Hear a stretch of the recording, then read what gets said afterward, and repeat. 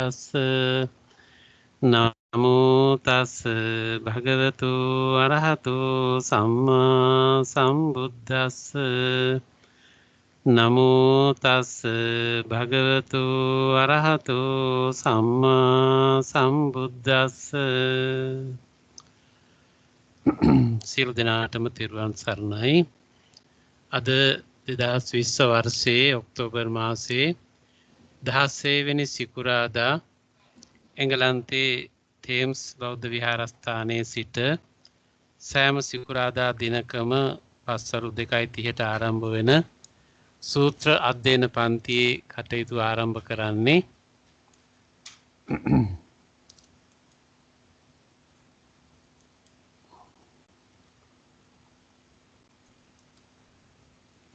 Screen එක පේනව නේද? තාම නෑ ස්වාමීන් වහන්සේ.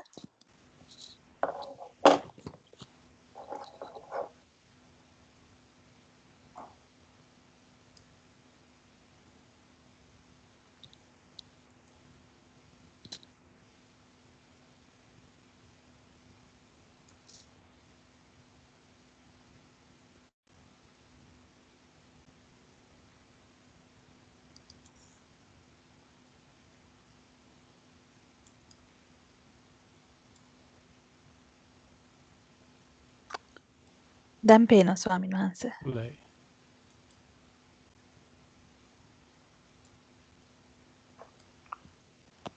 අපි ගිය සතියේ කතා කළා මහා නිදාන සූත්‍රය ඇසුරු කරගෙන ලෞතර බුදු පියාණන් වහන්සේ කුරු ජනපදයේ කම්මාස ධම්ම කියන නියම් ගමට වැඩම කළ වෙලාවේ ආනන්ද හාමුදුරුවෝ බුදුරජාණන් වහන්සේ ළඟට වැඩම කර මේ පටිච්ච සමුප්පාදය හරි ගැඹුරු පෙනීම් තියෙන දෙයක්, මට ඒක බොහොම පැහැදිලි කියලා බුදුරජාණන් වහන්සේ ඉදිරියේදී දේශනා කියපු වෙලාවේ බුදුරජාණන් වහන්සේ දේශනා කරනවා එහෙම කියන්න එපා ආනන්ද, එහෙම කියන්න එපා. මේ පටිච්ච සමුප්පාදය තාම ගැඹුරුයි, ඒ වගේම ගැඹුරු පෙනීම් ඇති දෙයක් කියලා පටිච්ච සමුප්පාදයේ පිළිබඳව තවදුරටත් විග්‍රහ කිරීමක්, පැහැදිලි කිරීමක් සිද්ධ කළා. අපි ඒකේ කරුණු කීපයක් ගිය සතියේ සාකච්ඡා කළා. අපි දැන් නැවතුනේ තෘෂ්ණාව කියන තැනට එනකම්. එදා අපි කතා කළා if one is asked if there are a demonstrable requisite condition for craving, one should answer there is. If one is asked from that requisite condition, does craving come? One should say craving comes from feeling as its requisite condition. එතකොට තෘෂ්ණාව තියෙනවා නම් යම් කිසි කෙනෙකුට ඒ තෘෂ්ණාව ඇති වෙන්න හේතු වෙන්නේ, තෘෂ්ණාව ඇති වෙන්න හේතු වෙන සාධක මොනවද කියලා යම් කිසි කෙනෙක් අහුවොත් එහෙම ඒකට හේතු සාධක තියෙනවා කියලා කියන්නේ ඒකට හේතුව තමයි ෆීලිං, වේදනාව කියලා. එතකොට වේදනාව නිසා තමයි තෘෂ්ණාව ඇති වෙන්නේ කියන කාරණය තමයි එතෙන්දී දේශනා කළේ. යම් කෙනෙකුට තෘෂ්ණාව ඇති වෙන්න වේදනාව හේතු වෙනවා කියලා. එතකොට වේදනා කිව්වහම අපි තුන් ආකාරයකට බෙදනවා, සුඛ, දුක්ඛ, අදුක්ඛම සුඛ කියලා. කවර ආකාරයකින් හෝ විඳින වේදනාවක්, විඳින්න සිද්ධ වෙන වේදනාවක් ඇසුරු කරගෙන තමයි වේදනා පච්චය තණ්හා, තෘෂ්ණාව කියන එකක් ඇති වෙන්න හේතු වෙන්නේ. ඒකේ අනිත් පැත්තකුත් තියෙනවා. තෘෂ්ණාව කියන එක වගේම වේදනාව නිසා විරසක හැඟීමක්, ගැටීමක් ඇති වෙන්නත් පුළුවන්. ඒතොර ඒ ගැටීම කියලා කිව්වත් ඒකත් තෘෂ්ණාවෙම කොටසක් කියන එක අපි එදා කතා කළා. ඒ කියන්නේ අපි ද්වේෂ සහගතේ ද්වේෂය කියන එක අපි කතා කළත්, ද්වේෂය කියන එකත් තෘෂ්ණාවේම කොටසක් කියන එක කතා කළා අපි. ඒ නිසා සමහර විට අපිට යමක් වින්දහම යමක් දැනුණාම ඒ දැනෙච්ච දෙයට අප්‍රසන්න හැඟීමක් අකමැති හැඟීමක් ඇති වෙන්නත් පුළුවන්. නමුත් ඒ අකමැත්ත කියන එකත් තෘෂ්ණාව මූලික කරගෙනයි ඇවිල්ලා තියෙන්නේ. ඒ කියන්නේ තෘෂ්ණාවේ විරුද්ධ පැත්ත තමයි ද්වේෂය කියන එක. නැත්නම් තෘෂ්ණාවත් සමගම ඇතිවිය හැකි ඒ සමගම ඇති වෙන එකක් තමයි ද්වේෂය කියන එක. ඒ තෘෂ්ණාවේ සම්බන්ධතාවයක්මයි ඒකටත් තියෙන්නේ. If one is asked, is there a demonstrable requisite condition for feeling? One should answer there is. යම් කිසි කෙනෙක් අහුවොත් එහෙම යම් කිසි කෙනෙක් අහුවොත් වේදනාවට විඳීමට වේදනාව කියන්නේ මෙතන දැනීම කියන එකයි අපි නිතරම කතා කරන්නේ.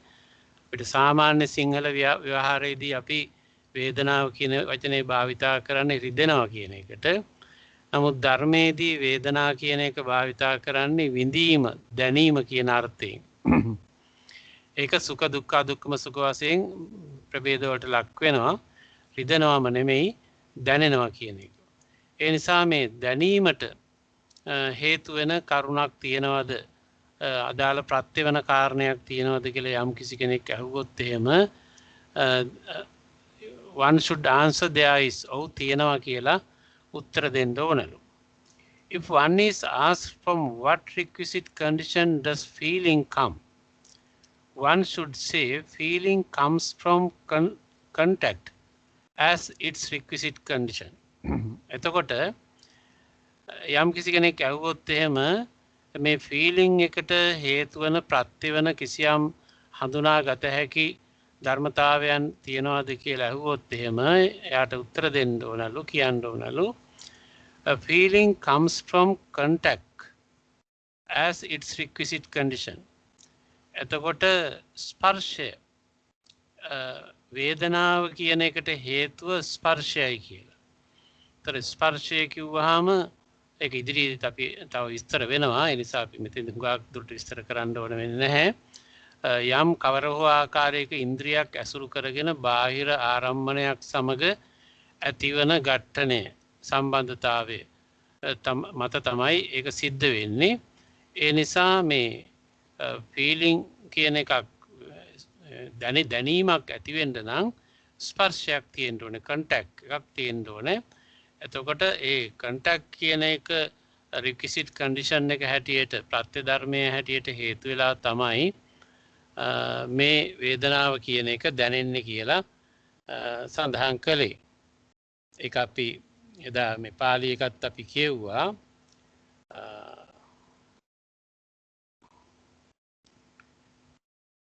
අත්ති ඉදප්පච්චා වේදනාති ඉති පුට්ටේන සත ආනන්ද අත්ති තිස්ස වචනීයං කිම් පච්චා වේදනාති ඉති චේ වදෙය්‍ය පස්සපච්චා වේදනාති ඉච්ඡස්ස වචනීයං. එතකොට පස්සපච්චා තමයි වේදනාවේ තියෙන්නේ. පස්ස කියන්නේ ස්පර්ශය, පච්චා කියන්නේ ප්‍රත්‍යවීමෙන් රික්විසිට් කන්ඩිෂන් කියන එක, වේදනාති ෆීලිං කියන එක ඇති වෙන්නේ ස්පර්ශය පදනම් කරගෙන කියලා. ඉදප්පච්චා අත්ති ඉදප්පච්චා පස්සෝති ඉති පුට්ටේන සත ආනන්ද අත්තිස්ස වචනීයං කිම් පච්චා පස්සෝති ඉති චේ වදෙය්‍ය නාම රූපච්චා පස්සෝති ඉච්ඡස්ස වචනීයං. අත්ති ඉදප්පච්චා වේදනාති ඉති පුට්ටේන සත ආනන්ද අත්තිතිස්ස වචනීයං කිම් පච්චා වේදනාති ඉති චේ වදෙය්‍ය පස්සපච්චා වේදනාති. ස්පර්ශය පදනම් කරගෙන තමයි වේදනාව ඇති වෙන්නේ කියලා.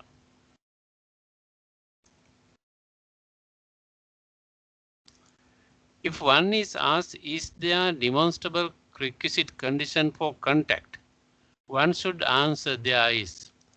එතකොට ස්පර්ශය ඇති වෙන්න contact කියන එක ඇති වෙන්න අදාළ වෙන ප්‍රත්‍ය ධර්මයන් තියෙනවද කියලා කවුරු හරි අහුවොත්, if one is asked from what requisite condition does contact come, one should say contact comes from name and form as its requisite condition.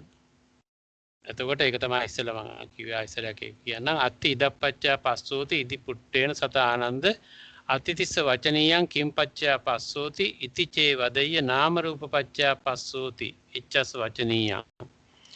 එතකොට මේ contact එක ඇති වෙන්න ස්පර්ශය ඇති වෙන්න හේතු වෙන්නේ මොකද්ද කියලා අහුවොත් contact comes from name and form as its requisite condition. නාම හා රූප කියන එක හේතු කරගෙන තමයි ප්‍රත්‍ය ධර්මයේ වෙලා තමයි contact ස්පර්ශය කියන එක සිද්ධ වෙන්නේ කියලා උත්තර දෙන්න කියලා සඳහන් කළේ. If one is asked, is there a demonstrable requisite condition for name and form? One should answer there is. එතකොට ඊළඟට යම් කිසි කෙනෙක් අහුවොත් මේ නාම රූප සඳහා හේතු වෙන ප්‍රත්‍ය ධර්මයක් තියෙනවද කියලා. ඒකට ඔව් කියලා උත්තර දෙන්න කියලා දේශනා කරනවා. If one is asked from what requisite condition does name and form come, one should say name and form comes from consciousness as its requisite condition. එතකොට නාම රූප ඇති වෙන්න හේතුවක් තියනවද කියලා අහුවොත් නාම රූප ඇති වෙන්නේ විඥානයේ නිසා. විඥාන පච්චා නාම රූපං. ඒතර විඥානයක් තියෙන නිසා තමයි නාම රූප ඇති වෙන්නේ කියලා උත්තර දෙන්නට කියලා කියනවා. එතකොට නාම රූප කියන එක රූප කියලා කිව්වහම අපිට දෙආකාරයකින් ගන්න පුළුවන්. එකක් තමයි බාහිර ලෝකයේ තියෙන රූප. ඒ කියන්නේ අපිට තවත් පුද්ගලයෙක් ඉන්නවා පේනවා, එයාගේ රූපයක් තියෙනවා, ගස් කොළන් පේන්න තියෙනවා, ඒවා බාහිර ලෝකේ භෞතික වශයෙන් තියෙනවා, ගෙවල් දොරවල් තියෙනවා, යාන වාහන පේනවා, මං මාවත් මේ නොයෙකුත් දේවල් අපිට පේන්න තියෙනවා. අපි ඇස් ඇරියාම බාහිර ලෝකේ නොයෙකුත් දේවල් පේන්න තියෙනවා. එතකොට ඒ පේන ඔක්කොම දේවල් රූප වෙනවා. කනට අපේ බාහිර ශබ්ද සතුන්ගේ හෝ වාහනවල හෝ නලාහඬවල හෝ කවර හෝ ශබ්ද බාහිර ලෝකේ තියෙනවා. එතකොට ඒවත් අපිට රූප කියලා තමයි සලකන්නේ. ඒවා ශබ්ද රූප හැටියට. ඒ වගේම ගන්ධ රූප අපිට නාහෙට දැනෙන දේවල් අපි රූප හැටියට හඳුන්වනවා. ඊගොට රස කියන ඒවත්. ඊළඟට ස්පර්ශය හැටියට තියෙන දේවල්. ඒ වගේම මනසට ආරම්භන කියලා හැටියට තියෙන දේවලුත් මේ හැම දෙයක්ම අපිට බාහිර වශයෙන් යමක් තියෙනවා නම් ඒවා බාහිර අපේ ඉන්ද්‍රියන්ට හසු වෙන දේවල් අපිට බාහිර තියෙනකොට ඒවා අපි රූප හැටියට හඳුන්වනවා. එතකොට මේ ඇරුණාම තවත් එකක් සිද්ධ වෙනවා. ඒ බාහිර තියෙන රූපය අපි අපේ ඉන්ද්‍රියන් හරහා ඇතුළට ගන්නවා. ඒ ඇතුළට ගත්තාම ඒ ගත්ත එකත් රූපයක් හැටියට තමයි තියෙන්නේ. දැන් අපි ගහක් දෙහි බලලා එතකොට ගහක් දෙහි බැලුවාම ඇහෙන් බාහිර ලෝකේ අපේ ගෙවත්තේ තියෙන ගහ පේනවා. එතකොට බාහිර තියෙන ගහක් රූපයක් හැටියට තමයි ගස පේන්නේ. ඊට පස්සේ අපි ඇස පියාගත්තොත් ඒ ගසේ රූපය මා තුල මගේ සිතේ තියෙනවා, ඇඳිලා තියෙනවා. එතකොට ඒකත් රූපයක්. එතකොට අර බාහිර වස්තුවක් හැටියට ද්‍රව්‍යයක් හැටියට රූප තියෙන අතර ඒ රූපය අපිට මනසින් ඇතුළට ගන්නත් පුළුවන්. එහෙම ගත්තාමත් ඒක රූප හැටියට අප සතුව තියෙනවා. එතකොට අපි මේ කතා කරන්නේ විඥානමය සංවිධානයක තියෙන කොටස් නිසා අපිට අදාළ වෙන්නේ අර අපි ගත්ත රූපය. අර කැලේ තියෙන වත්තේ තියෙන ගහ නෙමෙයි, අපි ඒකෙන් උද්ධරණය කරගත්ත, උපුටාගත්ත, වෙන් කරගත්ත රූපය තමයි මට අදාළ රූපේ වෙන්නේ. එතකොට එහෙම රූප අතිවිශාල සංඛ්‍යාවක් මා සමග තියෙනවා. මෙතෙක් කල මම ඉපදිලා ඇහැරපු දවසේ ඉඳන් මෙතෙක් දුටු රූප සියල්ලම මා තුල තියෙනවා. ඒ සියල්ල රූප ගොඩ වෙනවා, ස්කන්ධයක් වෙනවා. රූප ස්කන්ධයක් වශයෙන් අපි ළඟ තියෙනවා. ස්කන්ධයක් කියන වචනේ තේරුම එකතුව කියන එක. ඒතර රූප හැටියට තියෙනවා. එතකොට මේ රූපය අරමුණු කරගෙන තමයි අපිට කිසියම් වේදනාවක් ඇති වෙන්නේ. මේ රූපය අපේ බාහිර රූපය අපේ අභ්‍යන්තර ඉන්ද්‍රියන් සමග පවත්වන සම්බන්ධතාවයෙන් තමයි කිසියම් වින්දනයක්, වේදනාවක් අපට ඇති වෙන්නේ. එතකොට අපි අර ගත්ත රූපයේ ඇසුරෙනොත් අපිට විඳීමක් ඇති වෙන්න පුළුවන්, මනසින් විඳීමක් ඇති වෙන්න පුළුවන්. ගත්ත රූපමය රූපය කියන්නේ රූපයක් හැටියට අපි මනසට ගත්ත රූපය ඇසුරු කරගෙනත් ඒත් රූපම තමයි. ඒතර වේදනා සංඥා සංකාර කියන දේවල් අපිට නාම හැටියට අපි සමග තියෙන දේවල්. එතකොට මනසේ ඇතිවන යම් ක්‍රියාකාරීකමක් සංවිධානයක් තියෙනවා නම් ඒ දේවල් ටික නාම හැටියට සලකනවා. ඒ අනුව වේදනාව සංඥාව සංකාරය කියන මේ දේවල් ටික නාම හැටියට අපිට තියෙනවා. එතකොට මේ කොටස් දෙකම මා අස්සේ තමයි තියෙන්නේ. ඒතර බාහිර ලෝකයේ ඒ රූපේ තියෙනවා තමයි. බාහිර ලෝකයේ රූපේ තිබුණට ඒක මට අදාළ වෙන්නේ මම රූපයක් හැටියට මා අස්සට ගත්තට පස්සේ. මා ඇතුළට ගත්තට පස්සේ තමයි ඒක මගේ ලෝකයේ රූපයක් බවට පත් වෙන්නේ. අර බාහිර තියෙන දේවල් බාහිර ලෝකයේ රූප හැටියටයි ඒවා තියෙන්නේ.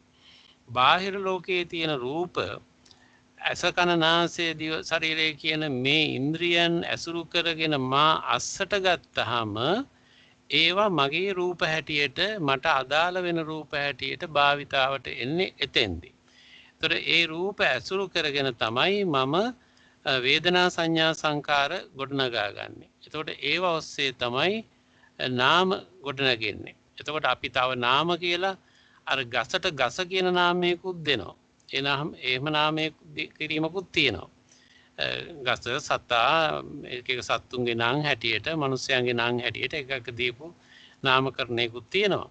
නමුත් අපි නාම රූප කියලා මෙතෙන්දි ගන්නේ රූප හැටියට අපි අර ගත්ත රූපයත් ඒවට දීලා තියෙන වේදනා සංඥා සංකාර කියන මේ දේවල් වල කියන දෙකේම එකතුව හැටියට තමයි අපිට අප තුලට ඇති වෙන්නේ. ඒතර මේ සියල්ල හැටි එකතුවෙන් තමයි අපිට විඥාණය සම්බන්ධ වෙන්නේ. එතකොට මේ නාම රූප ගැන අපිට කතා කරන්න බෑ විඥානේ නැතුව.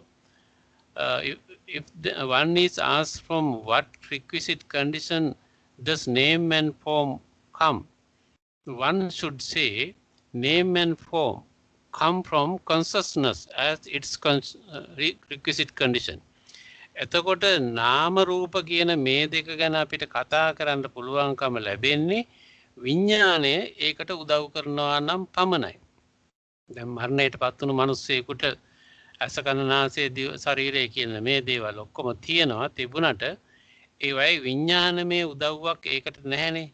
ඒ ඇහැ වැහිලා තියෙන ඒ කන තිබුණට කනට ශබ්ද අදාළ වෙන්නේ නැහැ. නාසයට දිවට රස මේ එකක්වත් අදාළ වෙන්නේ නැති නිසා අදාළ වෙන්නේ නැත්තේ මොකක් නිසාද? විඥානමය උදව්වක් විඥානමය සම්බන්ධතාවයක් ඒ ඉන්ද්‍රියයන්ට ලබා දෙන්නේ නැති නිසා. ඒතර ඒ නිසා මේ ඉන්ද්‍රියයන් ඇස කන නාසය දිව ශරීරය කියන ඉන්ද්‍රියන් තිබුණට වැඩක් වෙන්නේ නැහැ. ඒ තියෙන ඉන්ද්‍රියන්ට විඥානමය උදව්වක් විඥානමය සම්බන්ධතාවයක් ඇති වෙන්නට ඕනේ. එහෙම ඇති වුණොත් පමණයි නාම රූප කියන දෙකේ පැවැත්මක් තීරණය වෙන්නේ. ඒ නිසා නාම රූප කියන එකේ පැවැත්ම තීරණය වෙන්නේ විඥානය ඇසුරු කරගෙන. එතකොට විඥානයක් නැතුව නාම රූපයක් ගැන කතා කරන්න බෑ.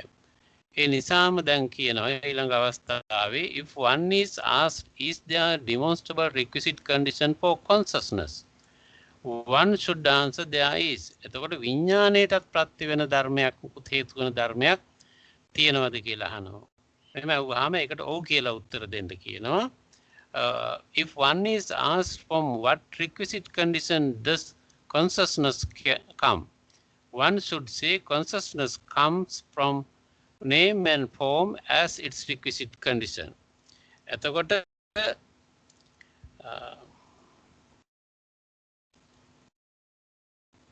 අත්ති ඉදප්පච්චා නාම රූපාන්ති ඉති පුට්ටේන සත ආනන්ද අත්ති තිස්ස වචනීයං කිම් පච්චා නාම රූපාන්ති ඉති චේ වදෙය්‍ය විඥාන පච්චා නාම රූපාන්ති ඉච්ඡස්ස වචනීයං අත්ති ඉදප්පච්චා විඥානන්ති ඉති පුට්ටේන සත ආනන්ද අත්ති තිස්ස වචනීයං කිම් පච්චා විඥානන්ති ඉති චේ වදෙය්‍ය නාම රූප පච්චා විඥානන්ති ඉච්ඡස්ස වචනීයං. එතකොට මෙතෙන්දී නාම රූපවලට ප්‍රත්‍ය ධර්මයේ බවට පත් වෙන්නේ විඥාණය, විඥාණයට ප්‍රත්‍ය ධර්මයේ බවට පත් වෙන්නේ නාම රූප. මෙතෙන්දි තමයි මේ දෙක එකිනෙකට ප්‍රත්‍යධර්මයන් බවට පත් වෙන්නේ මෙතෙන්දී. අනික් තැන් වල දැන් පස්සපච්චය වේදනා, වේදනා පච්චය තණ්හා. ඔහමනේ ඇති වෙන්නේ. මෙතෙක් කල ප්‍රත්‍යධර්ම දැක්ුවේ එහෙම. එහෙම දක්වලා මේ නාම රූප ගැන කතා කරන තැනට ආවහම නාම රූප හා විඥාන කියන එක එකිනෙකට ප්‍රත්‍ය වෙනවා. ඒතර ඒක කියනවා අඤ්ඤමඤ්ඤ පච්චය කියලා. ඒ කියන්නේ අන්‍යෝන්‍ය වශයෙන් එකිනෙකට ප්‍රත්‍ය වෙනවා කියලා. දැන් අර නලකලාප සූත්‍රයේ දැක්වෙනවානේ. දේ නලකලාපී අඤ්ඤමඤ්ඤං නිස්සාය තිට්ඨියොන් කියලා නල මේ බටමිටි දෙකක් එකිනෙකට හේතු කරලා තිබ්බහම ඒ දෙක නැගිටලා ඉන්න පුළුවන් ඒ දෙකට හේතු වෙලා තියෙන නිසා. එක බටමිටියක් අහකට ගත්තොත් එහෙම අනික වැටෙනවා.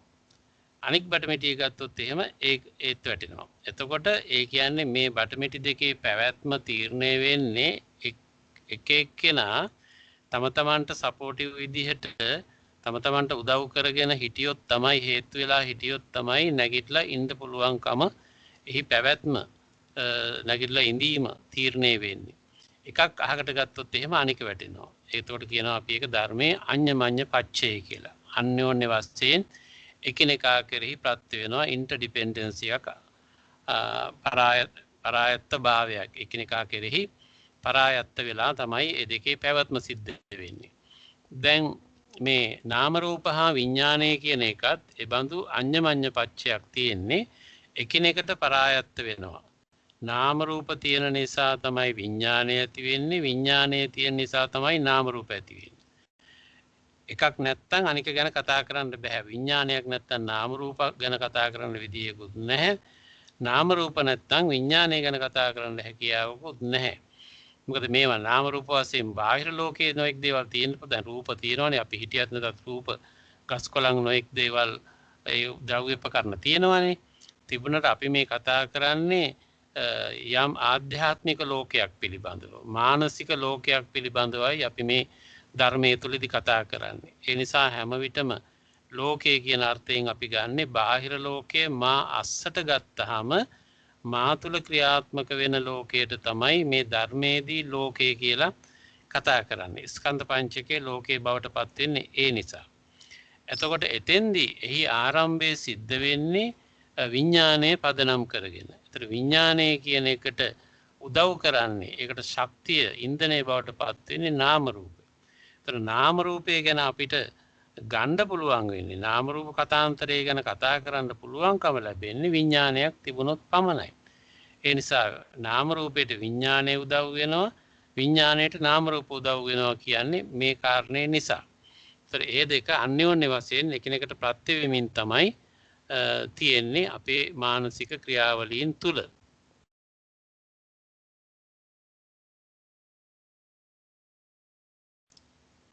Thus, Ananda, from name and form as a requisite condition comes consciousness.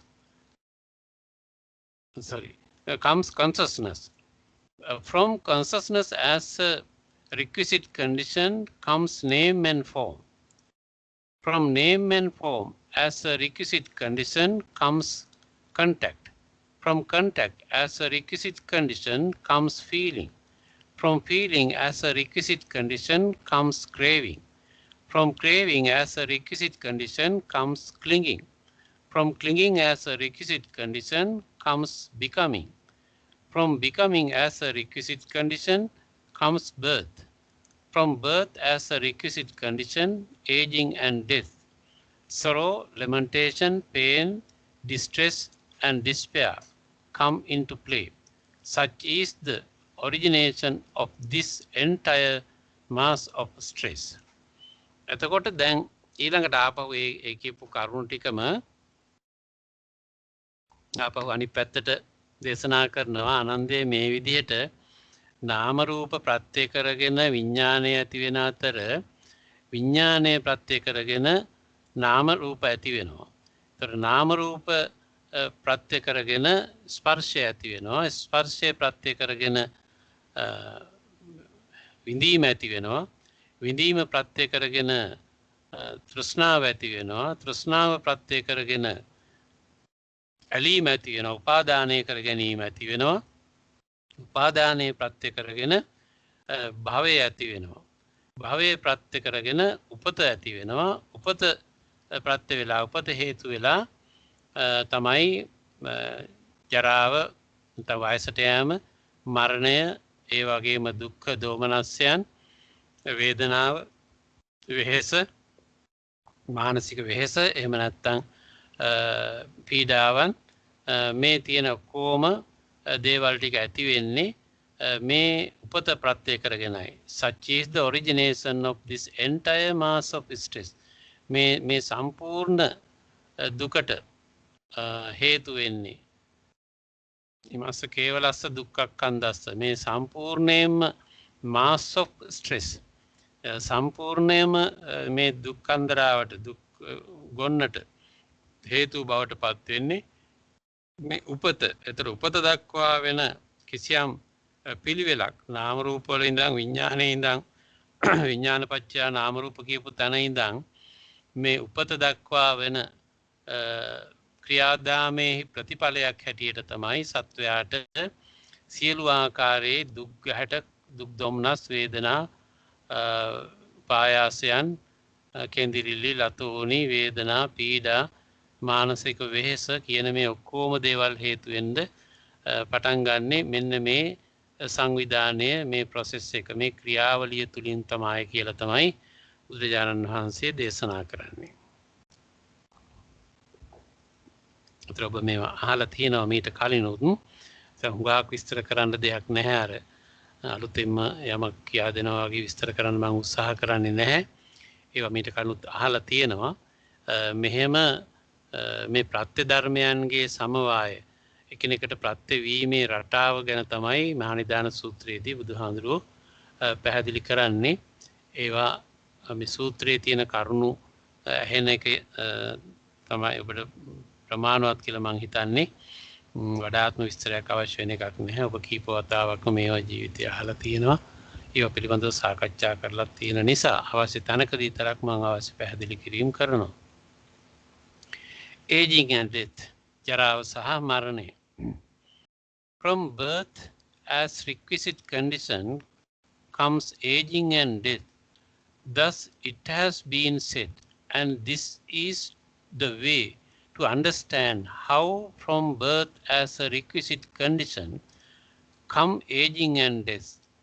If there were no birth at all, in any way, in anything, anywhere, that is of devas in the state of devas, of celestials in the state of celestials, of spirits in the state of spirits, of demons in the state of demons, of human being in the human state, of quadrupeds in the state of quadrupeds, of birds in the state of birds, of snakes in the state of snakes, or of any being in its own state. In the utter absence of birth, from the cessation of birth, would aging and death be discerned. එතකොට බුදුරජාණන් වහන්සේ මේ aging and death කියන එක, ජරාව සහ මරණයට පත්වීම කියන එක විස්තර කරනවා තවදුරටත්.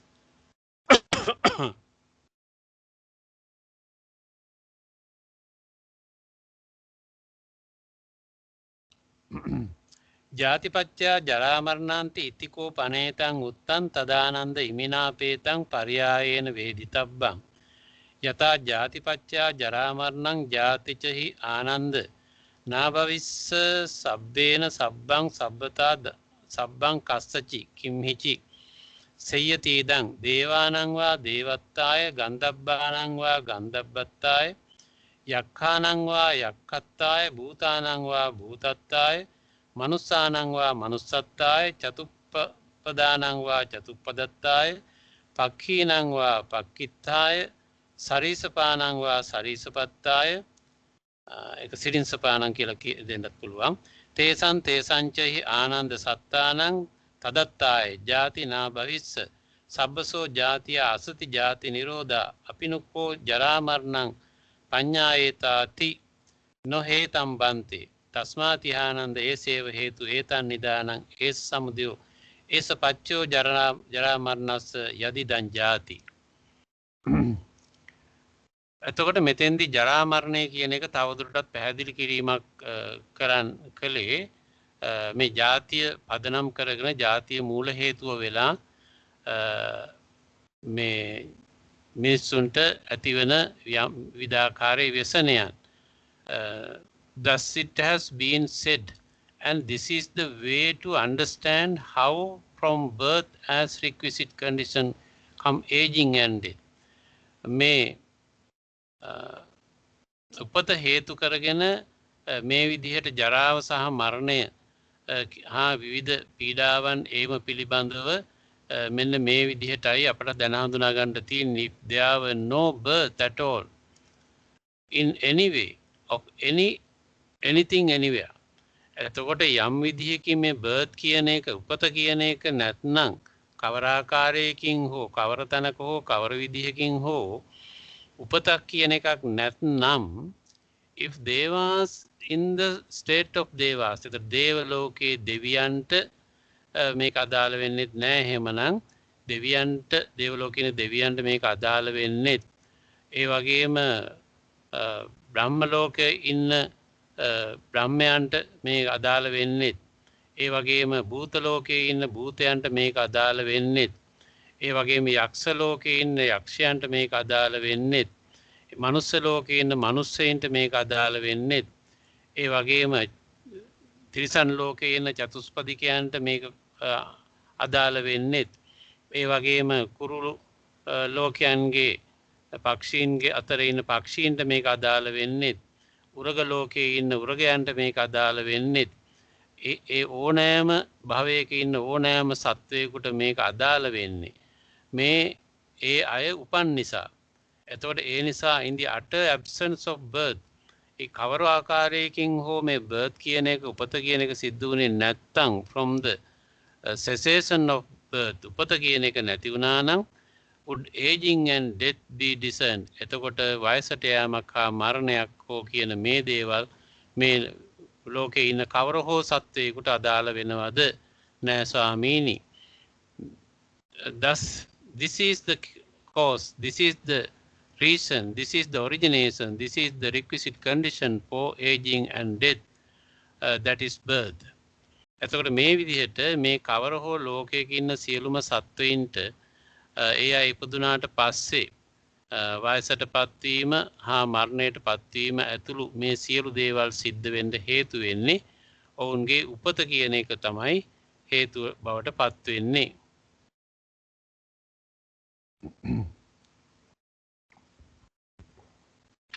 Birth. From becoming as a requisite condition comes birth. Thus it has been said, and this is the way to understand how from becoming as a requisite condition comes birth. If there were no becoming at all in any way, in anything anywhere, it just sensual becoming from becoming or form becoming or formless becoming. In the utter absence of becoming, from the cessation of becoming, would birth be discerned. එතකොට භවපච්චා ජාතීති ඉතිකෝ පනේතං උත්තං තදානන්ද ඉමිනාපේන පරියායේන වේදිතබ්බං යතා භවපච්චා ජාති භවෝච හි ආනන්ද නාභවිස්ස සබ්බේන ධම්මං සබ්බතා ධම්මං කස්සචි කිම්හිචි සෙය්‍යති ඉදං කාම භවෝ රූප භවවා අරූප භවවා සබ්බසෝ භවේ අසති භව නිරෝධා අපිනකෝ ජාති පඤ්ඤායේතාති නෝ හේතම් බන්තේ තස්මාති ආනන්ද ඒසේව හේතු ඒතන් නිදානං ඒස සමුදයෝ ඒස පච්චයෝ ජාතියා යදිදම් භවෝ. එතකොට from becoming as a requisite condition comes birth. එතකොට උපත කියන එක සිද්ධ වෙන්නේ මේ භවය කියන එක becoming. එහෙම නැත්නම් භවය කියන එක හේතු වෙලා.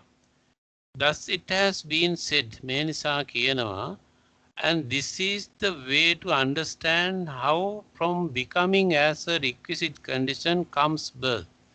එතකොට becoming කියන එක භවය කියන එක හේතු වෙලා කොහොමද මේ උපත කියන එක සිද්ධ වෙන්නේ. If there were no becoming at all in any way of anything anywhere, එතකොට මේ becoming භවය කියන එක කොහෙත්ම නැත්නම් කොතනකවත් ක්‍රියාත්මක වෙන්නේ නැත්නම් කොයි විදිහකටද sensual becoming, form becoming and formless becoming. In the utter absence of becoming, from the cessation of becoming would birth be discerned. එතකොට මේ කවර ආකාරයක හෝ භවයක් කියන එකක් නැත්නම් මේ විදිහට උපතක් කියන එක සිද්ධ වෙනවද? ඒතර භවය කියලා කියන්නේ සත්වයාගේ දිගින් දිගට යන ප්‍රවාහී ගමනක්. එතකොට ඒක වෙනස් වෙමින් යන ගමනක්. එතකොට ඒක තුන් ආකාරයකට බෙදෙනවා මේ භවයන්. කාම භවය, රූප භවය, අරූප භවය. sensual becoming, form becoming and formless becoming කියලා. එතකොට sensual becoming කියලා කියන්නේ මේ රූප ලෝකයට අදාළ සත්වයන්ට අදාළ වෙන එකට කියනවා රූප ලෝකය කියලා. එතකොට මනුස්ස ලෝකයේ අපාය දිව්‍ය ලෝක කියන දේවල් වලට අදාළ වෙන එහෙම ලෝක වලට අපි කියනවා රූප ලෝකය කියලා, sensual becoming කියලා. form becoming කියලා කියන්නේ මේ අපි ඉස්සෙල්ලා එකට කියනවා කාම භවය කියලා. ඊළඟට form becoming කියන්නේ රූපීමය භවයන්. රූප සහිත. ඒ කියන්නේ රූපාවචර ධාන වැඩි සත්වයන්ට අදාළ වෙන යම් පැවැත්මක් තියෙනවා නම් ඒක හඳුන්වන්නේ රූප භවය කියලා, රූප ලෝකය කියලා. formless becoming කියන්නේ අරූප ධාන වැඩි අයට අදාළ වෙන ලෝකය හඳුන්වනවා formless becoming කියලා.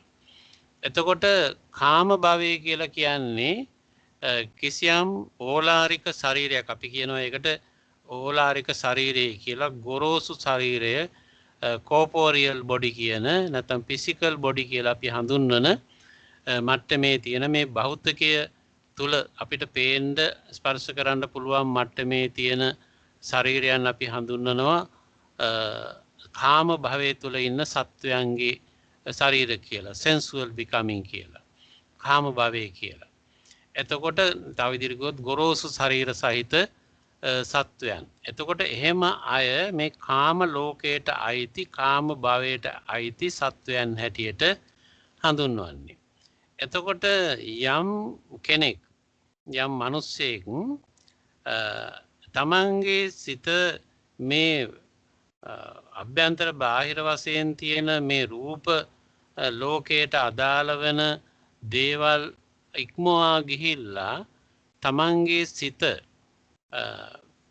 අර රූප ඇසුරු කර ගත්ත එහෙත් සිත වඩන සිත ලද සිතක් ඇති තත්වයකට වැඩෙන ධාන වැඩෙන තත්වයකට පත් කරගත්තොත් තමන්ගේ සිත, ඒ සිත වාසය කරන්නේ, ඒ සිත ආශ්‍රය කරන්නේ අර රූප ලෝකයේ පමණයි.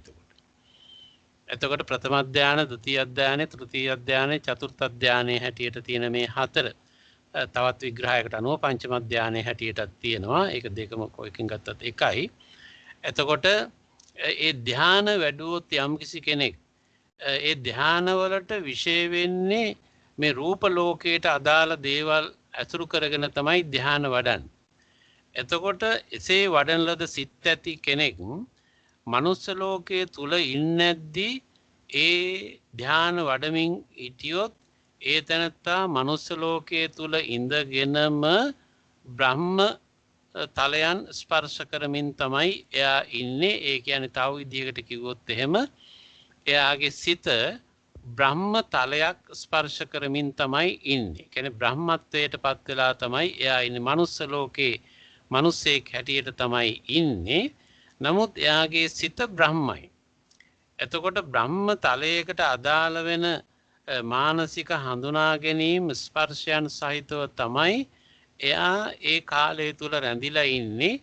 ඒ తත්වයේ දිගින් දිගටම අඛණ්ඩව වඩමින් ගියොත් එහෙම ඒකෙන් පිරිහීමකටපත් වෙන්නේ නැතුව එයා දිගින් දිගට ඒ తත්වයේ වැඩුවොත් ඒ තනත්තාගේ මරණයෙන් පස්සේ අර කිව්ව ඉහළ සෙලස්ටියල් තත්වයක් බීන්ස් ඒ කියන්නේ කිසියම් බ්‍රහ්ම තලයකට අදාළ වෙන තත්වයකට තමයි එයාගේ සිත පවතින්නේ ඒ ස්ටේට් එකට ඒ තත්වයට බ්‍රහ්ම ලෝකයට අදාළ වූ මානසිකත්වයක් හැටියට තමයි ඒ සිත පවතින්නේ.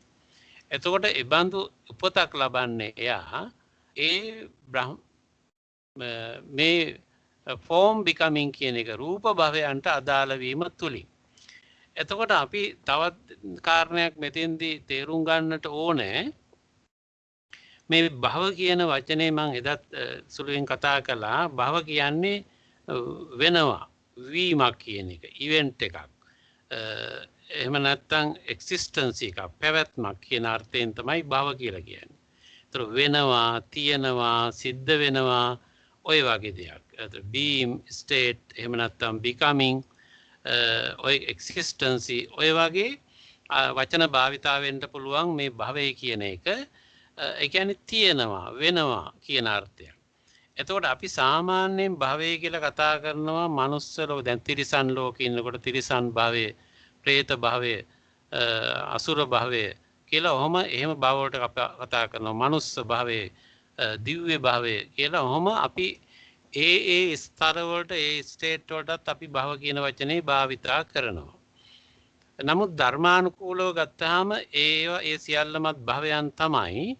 තවත් ආකාරයකට අපේ සිත යම් හැඩරුවක් ගන්නවා නම් යම් ෆෝමැට් එකක් යම් ආකෘතියක් ගන්නවා නම් ඒ ආකෘතියට අනුව තමයි ඒ සිත ගැන අපි කතා කරන්නේ.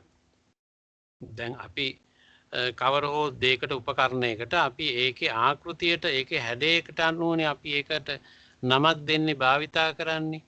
එතකොට යම් සිතක් කාම භවයට අදාළ වෙන සිතුවිලි සහිතව ඉන්නවා නම් ඒ තැනත්තා කාම භවිකේ කාම භවයට අදාළ සත්වයක් හැටියට තමයි ඉන්නේ. ඒ තැනත්තා මේ අසකන නාසය දිව ශරීරය කියන මේ ඉන්ද්‍රියන් භාවිතා කරලා ඒවයින් අරමුණු අරගෙන ඒවා ඔස්සේ තමන්ගේ ගනුදෙනු සම්බන්ධතාවයන් පවත්වමින් ඉන්න කාලය තුලදී ඒ තැනත්තා ඒ සත්වයා ඉන්නේ කාම භවයක් තුල කාම ලෝකයක් තුල. ඒ තැනත්තා අර දේවල් විඳිමින් ඒවා සමග තියෙන සම්බන්ධතාවයන් ගනුදෙනු ඇසුරුතා සහිතව තමයි ඉන්නේ. එතකොට මීළඟ මන් දැන් මේ ප්‍රසන්ට් මූවමන්ට් එකේ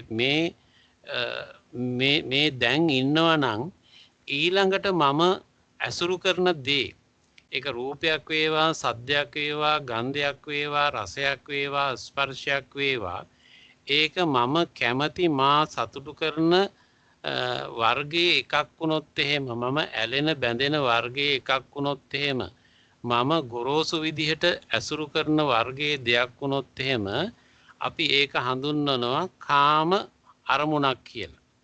කාම අරමුණක් අරගෙන ඒ අරමුණ ඔස්සේ සැරිසරනකොට හැසිරෙනකොට අපි ඒකට කියනවා කාම ආරම්මණයක් කාම අරමුණක් කියලා. ඒ අරමුණ තුල තමයි අපි රැඳී ඉන්නේ.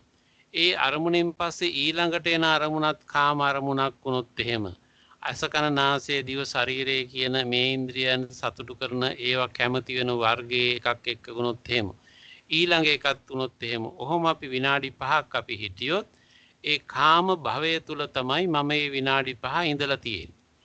එතකොට අපි සාමාන්‍යයෙන් පුහුදුන් අය හැටියට අපි හැම කෙනෙක්ම අසකන නාසය දිව ශරීරය කියන මේ ඉන්ද්‍රියන් භාවිතා කරලා ওই විදිහේ කාම අරමුණුම තමයි ගන්න හැම වෙලේම. අපි ආහාර ගත්තත් බීම වර්ග ගත්තත් ඇඳුම් ඇඳත් වෙන දෙයක් කළත් නෑම ශරීරයේ පිරිසුදු කිරීම ගමන් බිමන් කතා බහ ඇසුරු නිසුරු කිරීම ගනුදෙනු මේ හැම දෙයක්ම අර කාම ලෝකයට අදාළ අපිට අවශ්‍ය බැඳීම් සහිතව පවත්වන සම්බන්ධතා නිසා ඒ මුළු කාලය තුලම අපි රැඳී ඉන්නේ අර කාම භවයේ තුල.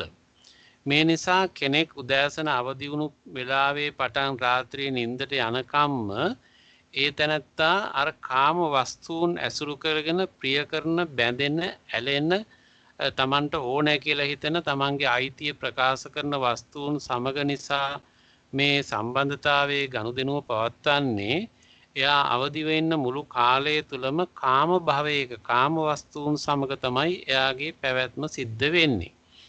ඒතර ඒ තැනැත්තා ඒ බඳු ස්වરૂපේ වූ මනසක් භාවිතා කරමින් ඉඳීම නිසා එයා නිදාගත්තාම නින්දෙන් නැවත අවදි වෙන තුරුත් එයා ඇසුරු කරන්නේ එයාගේ මනස අදාළ වෙන්නේ අර කාම භවයේ ඇසුරු කරපු දේවල් සමගමයි. ඒ නිසා අපට පේන හීනත් අපිට අදාළ කාම භවයට අදාළ වූ දේවල් වෙනවා. අපේ භවාංග සිතත් ක්‍රියාත්මක වෙන්නේ අපි අර අවදියෙන් හිටපු කාලය තුලදී ක්‍රියාත්මක වෙච්ච සිතපු කතා කරපු ක්‍රියා කරපු තීරණගත ඒ මනසත් එක්ක මනසට අදාළව තමයි අපේ භවාංග සිත ක්‍රියාත්මක වෙන්නේ හැඩ ගැහෙන්නේ. ඒ වගේම hidden files හැටියට සංගවුණු ලිපිගොනු හැටියට තමයි ඒ භවාංග සිතත් ක්‍රියාත්මක වෙන්නේ. ඒ නිසා භවාංග සිත තුලත් අපේ ක්‍රියාත්මක වෙන්නේ හැම විටම අර කිව්ව කාම භවයන්ට අදාළ වෙච්ච දේවල්. ඒ නිසා අපි අවදියෙන් හිටියත් නිදාගෙන හිටියත් භවාංග සිතේ ක්‍රියාකාරීත්වයට අනුව බැලුවත් මේ හැම තැනකම අපි කාම භවය තුල තමයි අපි රැඳිලා ඉන්නේ. ඒ නිසා අපිට හිමි කාම භවයක් අපි කාම භවික සත්වයක් හැටියටයි ඉන්නේ. ඒතර යම් කිසි කෙනෙක් තමන්ගේ සිත භාවනාංශයෙන් දියුණු කරලා සිත වැඩිවීමට යොමු කරලා කිසියම් කුසලාරම්මන ඔස්සේ ඒ සිත අර රූපී අරමුණු අපි කුසලාරම්මන ඔස්සේ ඒ සිත යම් දියුණු කිරීමක් කළොත් අභ්‍යාස කිරීමක් කළොත් යම් කාල සීමාවක් එසේ කළොත් ඒ කරන කාල සීමාව තුල එයා රැඳී ඉන්නේ රූප භවයක. එතකොට ඒ රූප භවයේ තුල රැඳී ඉන්නේ අපි කියමුකෝ විනාඩි 5යි කියලා. ඒ විනාඩි 5 තුල එයා රූප භවයේ සැරිසරලා තියෙනවා. ඒ භවයේ තුල තමයි එයා ජීවත් වෙලා තියෙන්නේ. වැඩි වැඩියෙන් ඒ බඳු අභ්‍යාසවල යෙදෙන කෙනෙක් විනාඩි 5 10 15 පැය ගණන් දවසේ සෑහෙන වෙලාවක් මේ විදිහට එයාගේ කැමැත්තට අනුව අර රූප භවයන්හි ගත කරන්න පුළුවන්. එසේ ගත කරනකොට අර මනසේ යම් හැඩරුවක් ආකෘතියක් ගොඩනගෙනවා අර රූප භවයට අදාළ වෙන චිත්තචෛතසික ක්‍රියාවන්හි රටාව මත ඒ තනත්තා තුල රූප භවයකට අදාළ වූ මානසිකත්වයක් සංවිධානය වෙනවා ගොඩනගෙනවා. ඒතර යම් කිසි කෙනෙක් වැඩි කාලයක් ඒ විදිහටම අභ්‍යාස කරලා ඒ තනත්තාගේ මරණයටපත් වුණොත් එහෙම ඒ තනත්තා එබඳු රූපී භවයකටම අදාළ වෙන මානසිකත්වයක් හිමි කරගෙන තමයි එතන යන්නේ. ඒතර එයා අවදියෙන් ඉන්න මුළු කාලයේදීත් නින්දේදී යම් කාලයකුත් එයාගේ අර භවාංග සිතටත් ඇතුළු වෙන්න පුළුවන් අර රූපී භවයන්ට අදාළ වෙන කරන ලද අභ්‍යාසයන්ට අදාළ වෙන තොරතුරු සටහන් එහි රැඳෙන නිසා එයාගේ භවාංග සිත තුලත් අර රූපී ලෝකයකට අදාළ වුණු චෛතසිකයන් එහි රැඳෙන්න සටහන් වෙන්නට පුළුවන්. ඒතර මේ නිසා එයාගේ භවයේ එයාගේ පැවැත්ම තුල එයා කාම ලෝකයක ඉන්න කෙනෙක් වශයෙන් ඉඳිමින්ම රූපී ලෝකයකත් යම් කාල සීමාවක් රැඳෙන්න පුළුවන්. ඒතර මේ අභ්‍යාසයන් තුලින් එයා වැඩි කාලයක් ඉන්නේ කෝකෙද කියන එක අනුව තමයි එයාගේ භවය තීරණය වෙන්නේ. ඊළඟ භවයේදී මරණයෙන් පස්සේ එයා මොකෙබඳු භවයකටද යන්නේ කියන එක තීරණය වෙන්නේ එයා එහි නියැලුණු කාල සීමාව ප්‍රමාණය එහි තියෙන බලය තීව්‍රතාවය එහි තියෙන ශක්තියින් මත තමයි ඒක තීරණය වෙන්නේ. ඒතර ඒ නිසා එයා රූපී භවයකට අදාළ වෙන සත්වයක් හැටියට එයාගේ මනස ගොඩනගෙන්න පුළුවන්. එතකොට එසේ ගොඩනගෙනකොට එයාගේ ශරීරයේ තියෙන වටිනාකම අඩු වෙනවා. ඒ කියන්නේ ශරීර භෞතික ශරීරයේ මේ කෝපෝරියල් බොඩි කියලා අපි හඳුන්වන භෞතික ශරීරයේ තියෙන අවශ්‍යතාවය අඩු වෙනවා. අර රූපී ලෝකයක ඉන්න සත්වයක් හැටියට. එතකොට ඒ තැනත්තාගේ මරණයෙන් පස්සේ රූපී භාවයකට අයිති සත්වයක් හැටියටම ගත කරන්න පුළුවන්.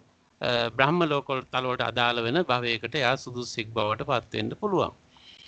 එතකොට යම් කිසි කෙනෙක් මනුස්ස ලෝකයේ තුල ඉඳගෙනම අරූපී තත්වයන් කරා තමන්ගේ සිත යොමු කළොත් එහෙම ෆෝම්ලස් කියන තත්වයන්ට අපි ආයතන හැටියට ගත්තොත් ආකාසානංචායතන විඥානංචායතන ආකින්චඤ්ඤායතන නේව සංඥානා සංඥායතන කියන ඒ කියන අරූපී තත්වයන්ට ගැළපෙන ආකාරයකට මනස සංවිධානය කළොත් සකස් කළොත් වැඩි කාලයක් එහි සැරිසරුවොත් එහි කාලය ගත කළොත් එයාගේ මනස ගැළපෙන්න පටන් ගන්නවා මේ ෆෝම්ලස් කියන තත්වයකට අරූපී තත්වයකට.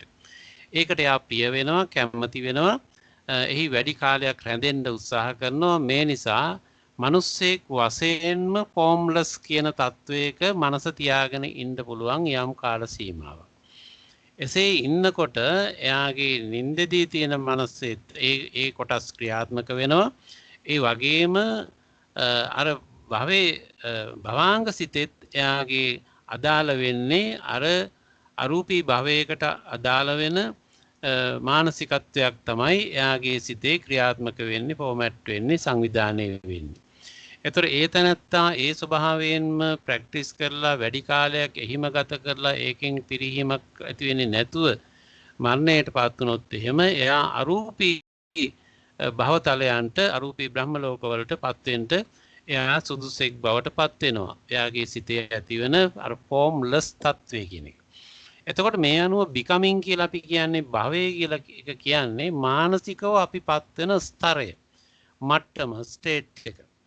එතකොට ඒක කාම වස්තුන් සමග ඇසුරු කරනවා නම් කාම භවයක් හැටියටත් රූපී අරමුණු සමග මිශ්‍ර වුණොත් සම්බන්ධ වුණොත් එහෙම ඒක රූපී භවයක් හැටියටත් අරූපී දේවල් සමග සම්බන්ධ වෙන මානසිකත්වයක් හැටියට ඒක සංවිධානය වුණොත් සකස් වුණොත් එහෙම අරූපී භවයක් හැටියටත් ක්‍රියාත්මක වෙනවා. මේ භව තුනම මිනිස්සෙක් වශයෙන් අත්විඳින්න පුළුවන් බව ධර්මයේ සඳහන් වෙන්නේ. එතකොට මනුස්ස ලෝකයේ ඉඳගෙනම මිනිස්සෙකුටම තමන්ගේ සිත වඩන ආකාරයට අනුව කාම භවයේ තුල හෝ රූපී භවයේ තුල හෝ අරූපී භවයේ තුල තමන්ගේ සිත පවත්වන්න පුළුවන්. එහි පුරුද්ද පුහුණුව අභ්‍යාසයේ ප්‍රමාණයේ ශක්තියට අනුව ඒ තැනත්තාට ඒක ගරුක කර්මයක් බවට පත් වෙනවා. දැන් අපි අහලා තියෙනවානේ ගරුක කුසල කර්ම හා ගරුක අකුසල කර්ම කියලා. ඒතර මාව මැරීම, පියා මැරීම, රහතන් වහන්සේ කෙනෙක් මැරීම, ඔය වගේ දේවල් බුදුජානනාථගේ ශරීරයේ සැලවීම, සංඝ වේද මේ වගේ දේවල් අපි ආනන්තරය පාප කර්ම කියලා හඳුන්වනවා. ඒවා ගරුක කර්ම වෙනවා. ගරුක අකුසල කර්ම. ඒ වගේම ගරුක කුසල කර්ම කියලා අපි හඳුන්වන්නේ ධර්මයේ මේ ධාන ආයතන ඉපදවා ගැනීම තමයි ගරුක කුසල කර්ම බවට පත් වෙන්නේ. ඒතර ඒවා ගරුක කියලා කියන්නේ අතිශය ප්‍රබලයි, අතිශය ශක්තිමත් ජීවත් වෙලා ඉන්න කාලයේදී ඒබඳු අභ්‍යාසයන් කිරීම නිසා එහි උපරිම ඵල භුක්ති විඳින, එහි යහපත් වූ ප්‍රතිපාක ලබන්න සුදුසෙක් බවට පත් වෙනවා. මරණයෙන් පස්සේ ඒබඳු භවයක් අනිවාර්යයෙන්ම ලබන්න සුදුසෙක් බවට පත් වෙනවා ඒ ගරුක කුසල කර්ම නිසා. එතකොට අනිවාර්ය යහපත් උත්පත්තියක් ලබා දෙන්න ශක්තිමත් වෙන ගරුක කර්ම බවට පත් වෙනවා. ඒ නිසා යම් කිසි කෙනෙක් ජීවත් වෙලා ඉන්න කාලය තුලම ඒ තැනැත්තාගේ සිත වැඩිීමේ ක්‍රියාවලිය තුල එයා කොයිතරම් සාර්ථකත්වයකට පත් වෙනවාද කියන කාරණේ මත තමයි එයාගේ භවය තීරණය වෙන්නේ. ඒ අනුව භව තුනක් කාම භවය, රූප භවය, අරූප භවය කියලා මේ බඳු භව තුනක් පුද්ගලයෙක් තුල, මනුස්ස සත්වයෙක් තුල මේක ක්‍රියාත්මක වෙනවා. ඒක මිනිස්යාට පමණක් අදාළ වෙන දෙයක් හැටියටයි ධර්මයේ සඳහන් වෙන්නේ. අනික් සතුන්ට අදාළ වෙන්නේ නැහැ. මොකද ඒ අයට මේ විදිහට වඩන්න පුළුවන් කමක් නැති නිසා. ඒතර ඒ අනුව මේ භව තුනේම සත්වයන්ට, මිනිස්යාට ඉන්න පුළුවන් කාම භවයේ, රූප භවයේ, අරූප භවයේ කියන එක මනුෂ්‍යාත්ම භාවයේ තුලදී මනුෂ්‍යාත්ම භාවයෙන් පස්සේ මරණයෙන් පස්සෙත් ඒ තමන්ගේ පුරුද්දට පුහුණුවට අනුව අදාළ භවයක උප්පත්තිය ලබන්නට පුළුවන්. ඒතර ඒ නිසා බර්ත් එක උපත කියන එක අදාළ වෙන්නේ becoming මේ භවය කියන එක. ඒතර මොන භවයකද කට්ටද තමන් අයිති මොන භවයකද තමන් අභ්‍යාස කරලා තියෙන්නේ කියන කාරණයට අනුව තමයි උපත තීරණය වෙන්නේ. ඒ නිසා becoming කියන එක මත තමයි birth එක උපත කියන එක තීරණය වෙන්නේ කියලා මෙතෙන් සඳහන් කළේ ওই කාරණේ නිසා. ඒ නිසා මේ becoming කියන එකක් නැත්නම් එහෙම in the utter absence of becoming from the cessation of becoming good birth is be discerned. එතකොට මේ විදිහට becoming එකක් නැත්නම් උපතක් ගැන කියන්න පුළුවන්ද කියලා අහනවා ආනන්ද හඳුරන්ගෙන්. no lord නැහැ ස්වාමීනි කියලා උත්තර දෙනවා. thus this is the cause. මේකයි හේතුව. this is the reason. මේක තමයි කාරණේ. this is an origination. මේක තමයි මේ මූලය. this is the requisite condition for birth that is becoming. එතකොට මේ උපත කියන එක ලබා දෙන්න හේතු වෙන කාරණේ තමයි becoming භවය කියලා කියන්නේ කියලා මෙතෙන්දි පැහැදිලි කරන්නේ.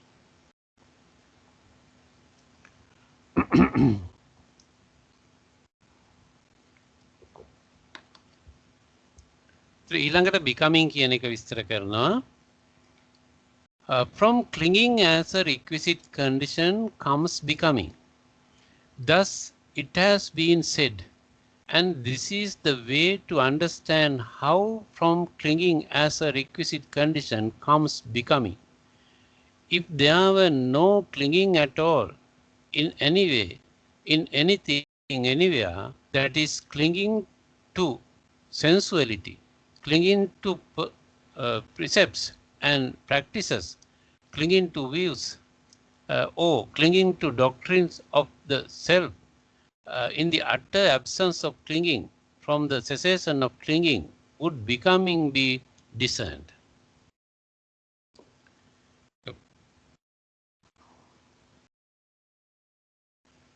एक पाली टेक्स्ट එක මෙහෙමයි.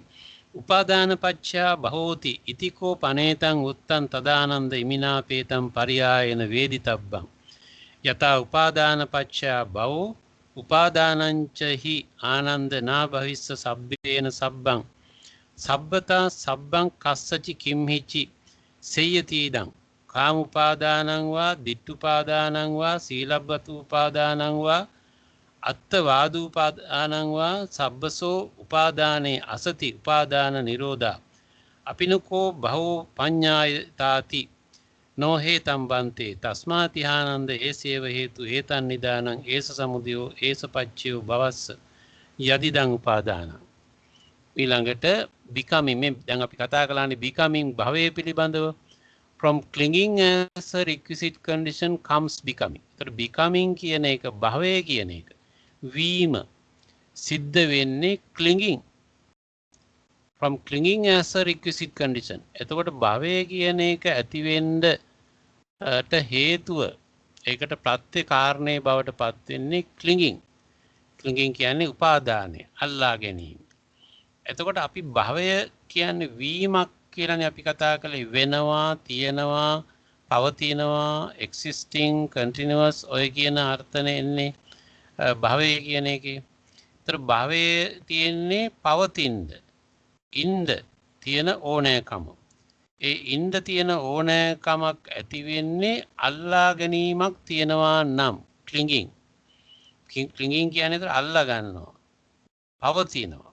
පවතින්න තියෙන ඕනෑකමක්, අල්ලා ගන්න තියෙන ඕනෑකමක්, උපාදානය කරගන්න තියෙන ඕනෑකමක් මත තමයි අපි භවය කියන එක තීරණය වෙන්නේ. අපි දැන් ඕනම දෙයක් අපිට සිද්ධ වෙන්නේ අපිට ඕන නම් ඒක. දැන් අපි ගමනක් යන්නේ අපිට යන්න ඕන නිසා.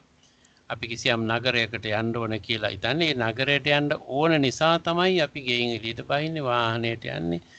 වාහනෙන් අපි පාර දිගේ යන්නේ, ඔක්කොම කරන්නේ අර අතෙන්ට යන්න තියෙන ඕනකමක් නිසා.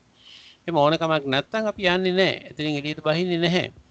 එතකොට ඒ නිසා අපි අර යන්න අවශ්‍ය නගරය තමයි දැන් අල්ලගෙන ඉන්නේ. මනසින් අල්ලගෙන ඉන්නවා ඒ නගරේ. ඒ නගරේ මනසින් අල්ලාගෙන ඉන්න තාක්කල් අපි එතෙන්ට යාමට අදාළ වෙන සියලු දේවල් කරනවා. එතකොට අනික් දේවල් මූලික සූදානම් වෙනවා, වාහනේට නගිනවා, වාහනේ පදවගෙන යනවා, මාර්ග නීති වලට අනුව කටයුතු කරන්නේ, ඔක්කොම කරන්නේ. බාධකයක් අවහිරයක් ආවොත් ඒක විසඳගෙන ආයිත් අවුරටත් ආයිත් යන්නේ.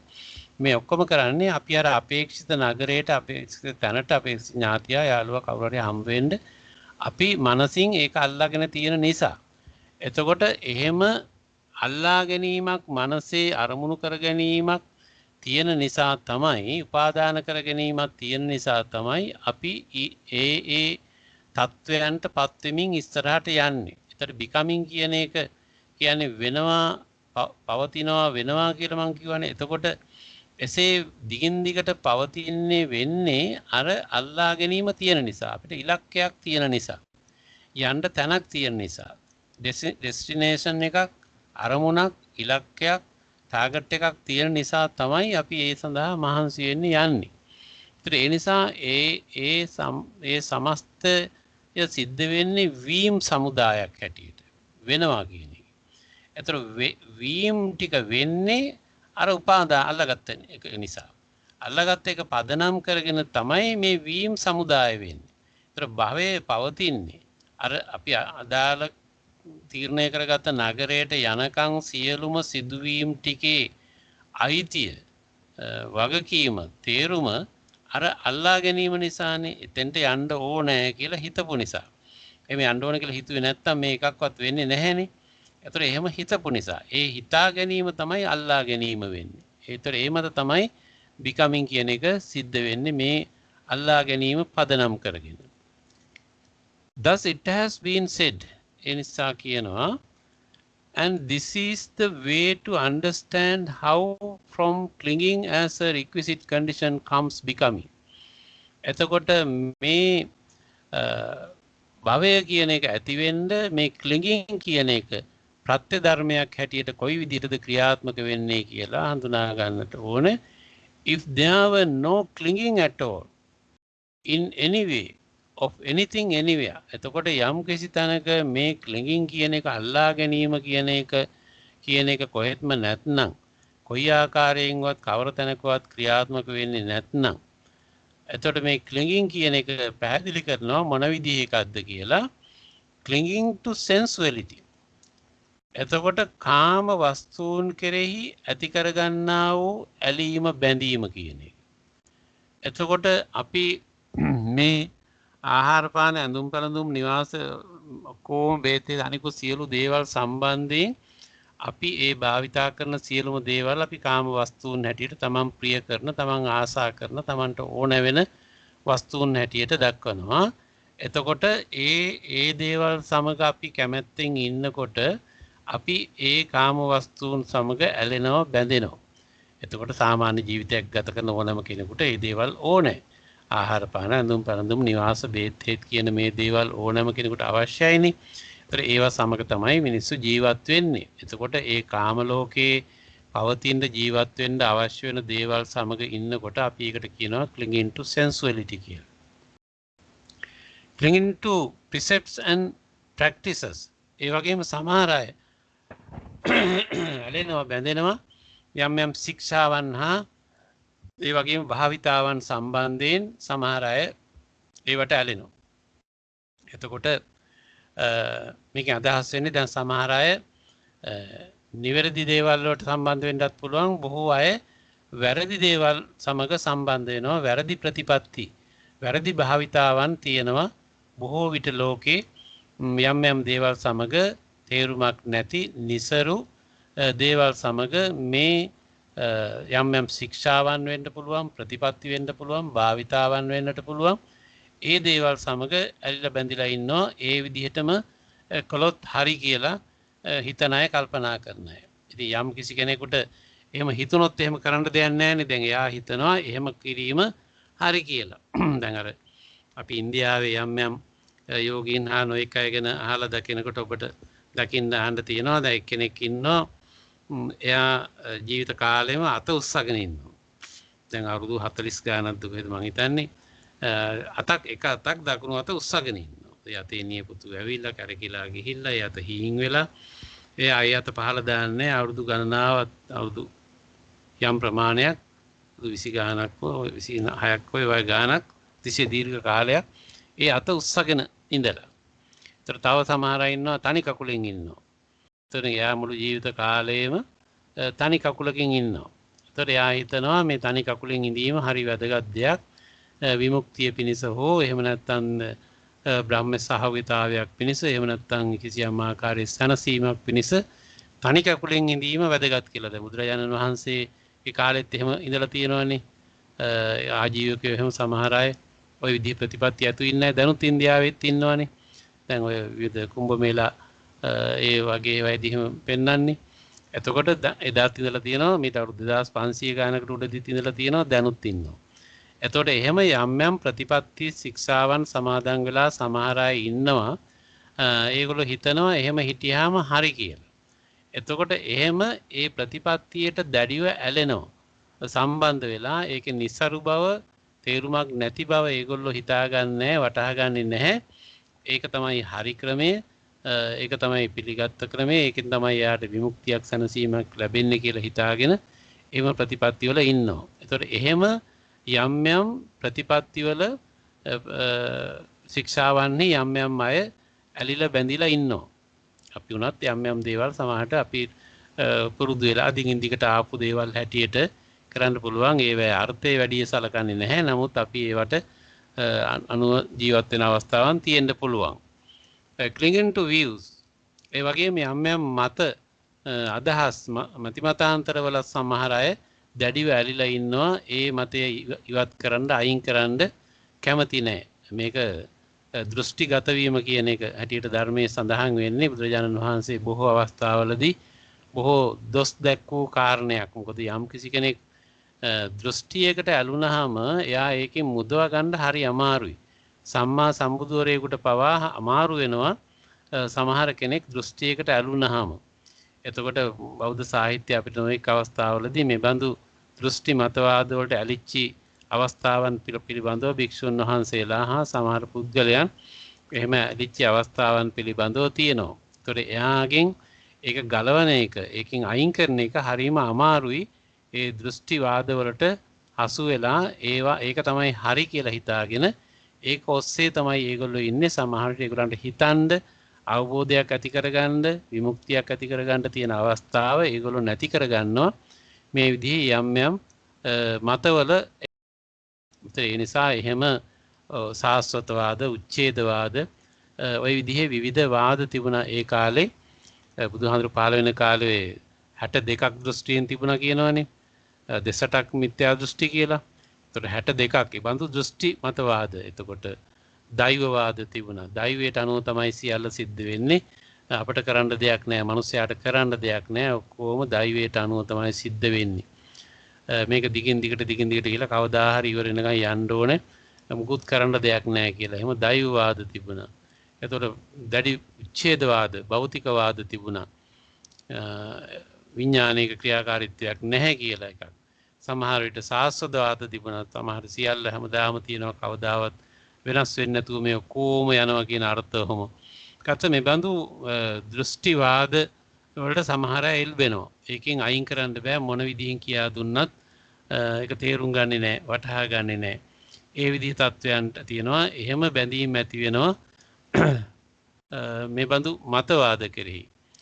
clinging to doctrines of the self ඒ වගේම අර කිව්ව සාස්වතවාද නැත්නම් ආත්මවාද, දැඩි ආත්මවාද වලට එල්විලා ආත්මීය බවක් තියෙන හැම එකක්ම නොවෙනස් වෙන පදාර්ථයක් සහිතව දිගින් දිගට යන ආත්මයක් තියෙනවා. ඒ ආත්මේ කොටස් වශයෙන් තමයි අපි ගෙවා දාන්නේ.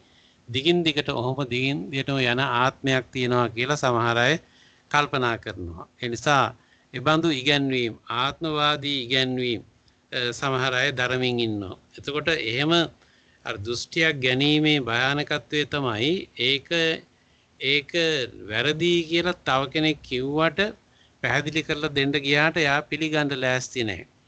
ඒ නිසා ඒක අස්සට අහු වෙලා ඉන්නවා. බුදුරජාණන් වහන්සේ අර සමහර අවස්ථාවල දේශනා කරනවා අර මසුන් අල්ලන කෙමනක් වාගේ අර මාළුව ඇතුළට යන්න පුළුවන්. ඇතුළට ගියාට ආපහු එළියට එන්න බෑ.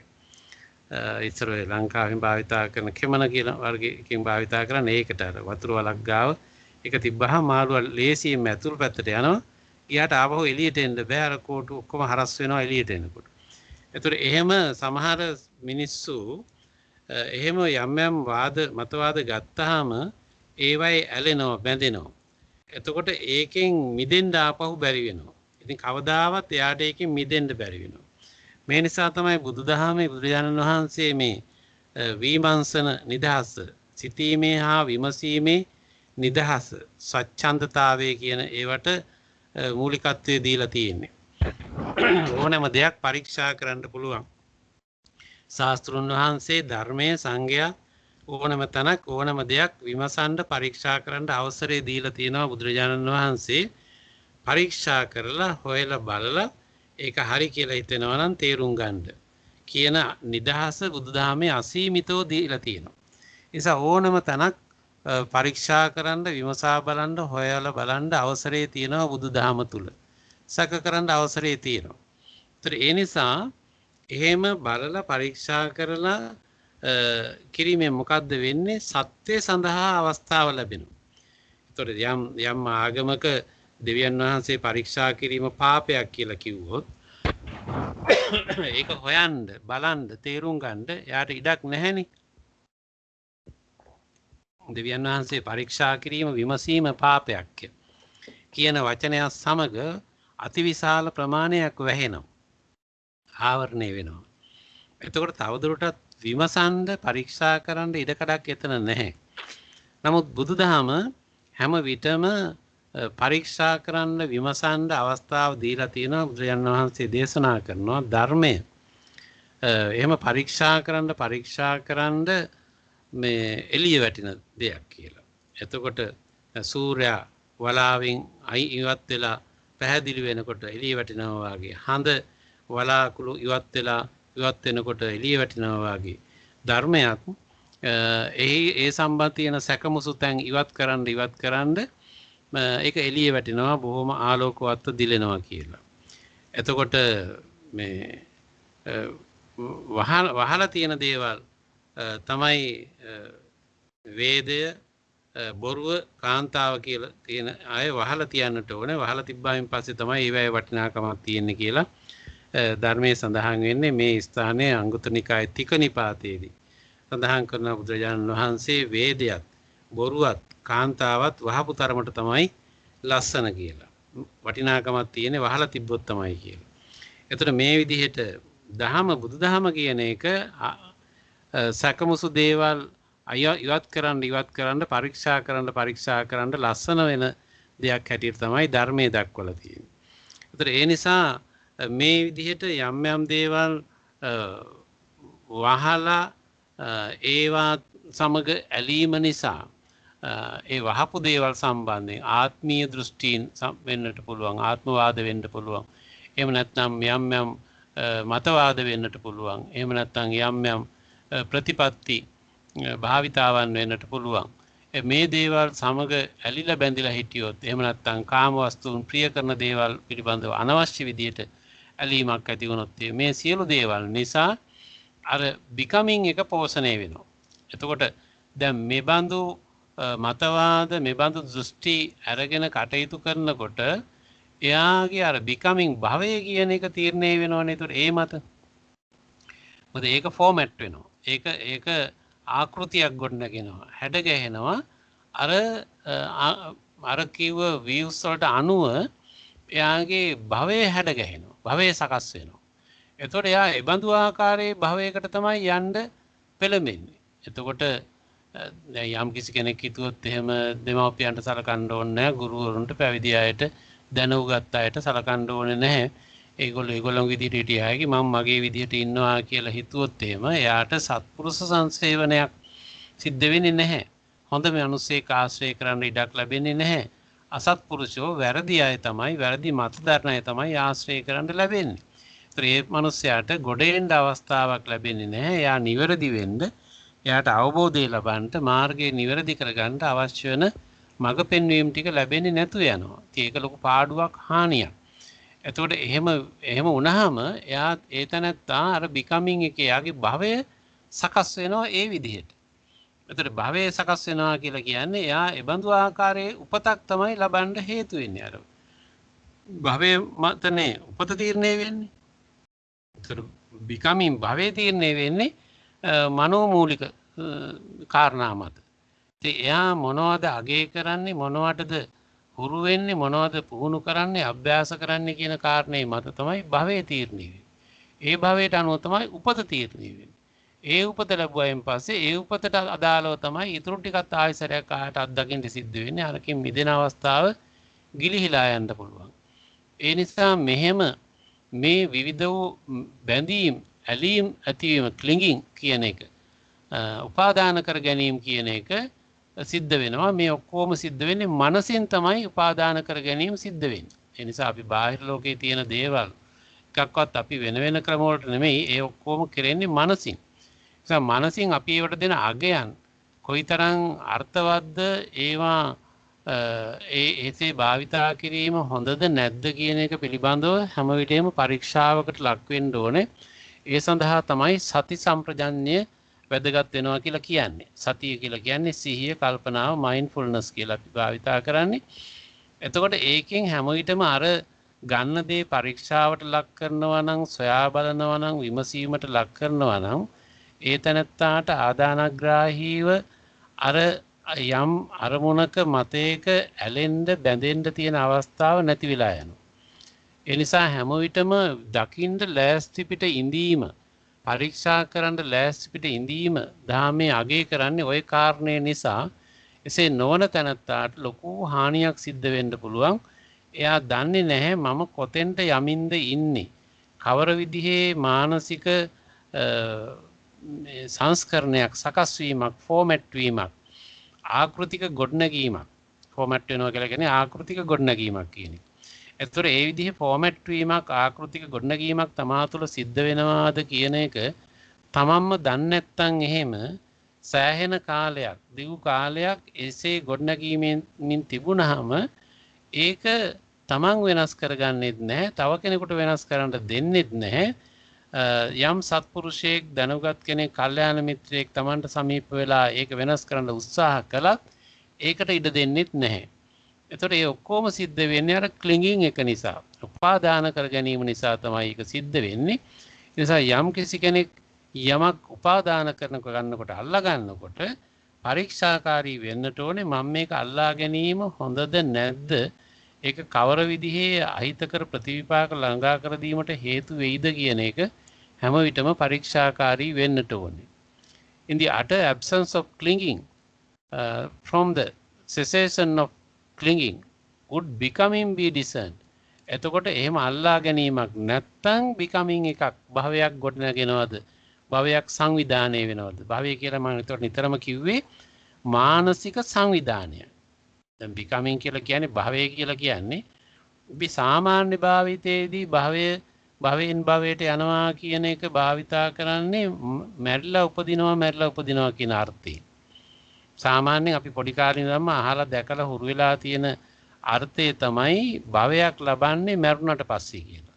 මරණයෙන් පස්සේ යන තැනක් තමයි භවය කියලා කියන්නේ. නමුත් ඒකත් භවයක් තමයි. නමුත් ඒ මරණයෙන් පස්සේපත් වෙන භවයට ඒක භාවිතා කරන්නේ. නමුත් ධර්මානුකූලව බැලුවාම භවය කියන්නේ අපි දැන් මේ අවස්ථාවේ ඉඳන්ම අපි ගොඩනගා ගන්නා වූ ඊළඟ தત્ත්වය. ඒකට හේතු වෙන්නේ ක්ලිංගින් එක. එතකොට උපාදාන කර ගැනීම. ඒ උපාදාන කර ගැනීමට අදාළව අපි ඇති කරගන්නා මානසික අල්ලා ගැනීම මත ඊළඟ මූවමන්ට් එක තීරණය වෙනවා. එතකොට ඊළඟ මූවමන්ට් එකට අපි යන්නේ මේ අල්ලා ගැනීම පදනම් කරගෙන. එතකොට එතන ඉඳන් අල්ලන ඇල්ලිල්ලෙන් තමයි ඊළඟ භවය එතකොට තීරණය වෙන්නේ. එතකොට භවය කියන එක අපි නිතරම ගොඩනගන එකක්. මරණයෙන් පස්සේ විතරක් නෙමෙයි. දැන් මේ මොහොතේත් මම භවයේ ගොඩනගනවා. ඒ ගොඩනගෙන භවයේ කෙබඳු එකක්ද කියන එක මගේ මානසික අල්ලා ගැනීම මතයි තීරණය වෙන්නේ. එතකොට මම අර සතිය යෝනිසෝ මනසිකාරය, සතිය සම්ප්‍රජානයේ යෝනිසෝ මනසිකාරය කියන එක අපිට අවශ්‍ය වෙන්නේ, අදාළ වෙන්නේ මම මේ ගොඩනගමින් ඉන්න භවය ගැළපෙනවද? හරිද? සුදුසුද? ඒක කෙබඳු ආකාරයේ ප්‍රතිඵලයක් ඇති කරන දෙයක්ද? මාව අවුලට වෙහෙසට පත් කරන එකක්ද කියලා හොයා බලන්න සිතා බලන්න අවශ්‍ය වන ආකාරයේ ඕනෑකමක් සංවිධානයක් තමාගේ සිත තුළ ගොඩනගෙන්න ඕන වෙනවා කියන එක. එතකොට එහෙම ඕනෑකමක් තමා තුළ තියෙනවා නම් අන්න අර සිතුවිල්ලෙන් සිතුවිල්ල තමා යන පැත්ත පිළිබඳව හොයන්න ඕනෑකමක් තමා තුළ ඇති වෙනවා. ඒක තව විදිහකින් ගත්තොත් අර පයිලට් කෙනෙක් කරන නැවක කැප්ටන් කෙනෙක් කරන දිශාභිමුඛ කිරීමක්. දිශාව නිවැරදිද කියලා හොයලා බලලා තීරණය කරලා ඒ අනුව පැත්ත තීරණය කිරීම. දැන් මුහුදේ යනකොට පරතරක් නොපෙනෙන සාගරේ මුහුද යන්නේ. එතකොට අහසේ යනකොට මේ හැම තැනකම යනකොට ඒ අදාළ නාවිකයා හෝ ඒ ගුවන් නැවියා හෝ කිසියම් දිශාභිමුඛ කිරීමක් මග නිවැරදි කිරීමක් කරනවා. එහෙම නැත්නම් එයා දන්නේ නැහැ කොහාට ගිහිල්ලා තියේවිද කියලා. එයාට තියෙන භාවිතාවන් අනුව කිසියම් උපකරණ හෝ ඒ දේවල් භාවිතා කරලා එයාගේ දැනුමයි ඔක්කොම භාවිතා කරලා එයා මග නිවැරදි කිරීමක් කරනවා. එතකොට අපිත් සාමාන්‍යයෙන් එදිනෙදා ජීවිතයේ නිතරම එදිනෙදා ජීවිතේ කිව්වට නිතරම මේ මොහොතේ මේ ප්‍රසන්ට් මූවමන්ට් එකේ ඉඳන්ම මේ භවය සංවිධානය කිරීමේ වගකීම ගන්න ඕනේ, බාර ගන්න වෙනවා. එහෙම නැත්නම් අපි දන්නේ නැතුව විවිධ භවයන්ට අපි අයිති වෙන්න පුළුවන්. මොකද අපේ ක්ලින්ගින් එක අල්ලා ගැනීම, උපාදාන කර ගැනීම දෙහි අපි නොබැලුවොත් එහෙම අපි නොදැනුවත්වම කිසියම් දිශාවකට මේ අල්ලා ගැනීම මේ භවයේ යන්න පුළුවන්. ඒතර ඒ නිසා නිතරම මම මේ අවස්ථාවේ මේ ප්‍රසන්ට් මූවමන්ට් එකේ ඉඳගෙනම මම දැන් හිතන විදිය, මම කතා කරන විදිය, මම හැසිරෙන විදිය, ක්‍රියාත්මක වෙන විදිය හරිද? මගේ මේ අල්ලා ගැනීම, මානසික අල්ලා ගැනීම හරි විදිහටද යන්නේ? එහෙම නැත්නම් අහිතකර දේවල්, හානිකර දේවල් සමගද මම මේ ගොඩනගන්නේ කියන එක දෙහි බැලීම කියන එක වැදගත් කාරණයක් වෙනවා. ඒතර ඒ නිසා මේ ක්ලින්ගින් එක තමයි බර්ත් එක තීරණය කරන්නේ. becoming එක තීරණය කරන්නේ. එතකොට අල්ලා ගැනීම මත තමයි becoming භවයේ තීරණය වෙන්නේ. භවයට අනුවයි බර්ත් එක උපත කියන එක තීරණය වෙන්නේ. ඒතර ඒ නිසා ඒ becoming භවය මම නිතරම සංවිධානය කරනවා, නිතරම හැඩ ගැහෙනවා. මේ මොහොතේ හැම වෙලේම මම භවය තමයි ගොඩනගමින් ඉන්නේ. භවය තමයි සංවිධානය කරමින් ඉන්නේ. ඒ නිසා මට ඕන නම් පුළුවන් මට රිදෙන, වේදනාව වෙන, දුක්ඛ දෝමනස්යන් විඳින්න සිද්ධ වෙන භවයක් ගොඩනගන්නත් පුළුවන්. එහෙම නැත්නම් ඊට වඩා සැනසුණු, විවේක, සුවදායි, පහසු භවයක් ගොඩනගන්නත් පුළුවන්. ඒක අපි මරණයේදී, මරණාසන්න අවස්ථාවේදී නෙමෙයි ගොඩනගන්නේ, දැන් මේ මොහොතේ. බුදුරජාණන් වහන්සේ ඒකයි වර්තමානයේ මේ ප්‍රසන්ට් මූවමන්ට් එක ඒ තරම් වැදගත් විදිහට දැක්ුවේ ওই කාරණේ නිසා. භවයේ ගොඩනගන්න තියෙන අවස්ථාව දැන් මේ මොහොත, මේ අවස්ථාවේ.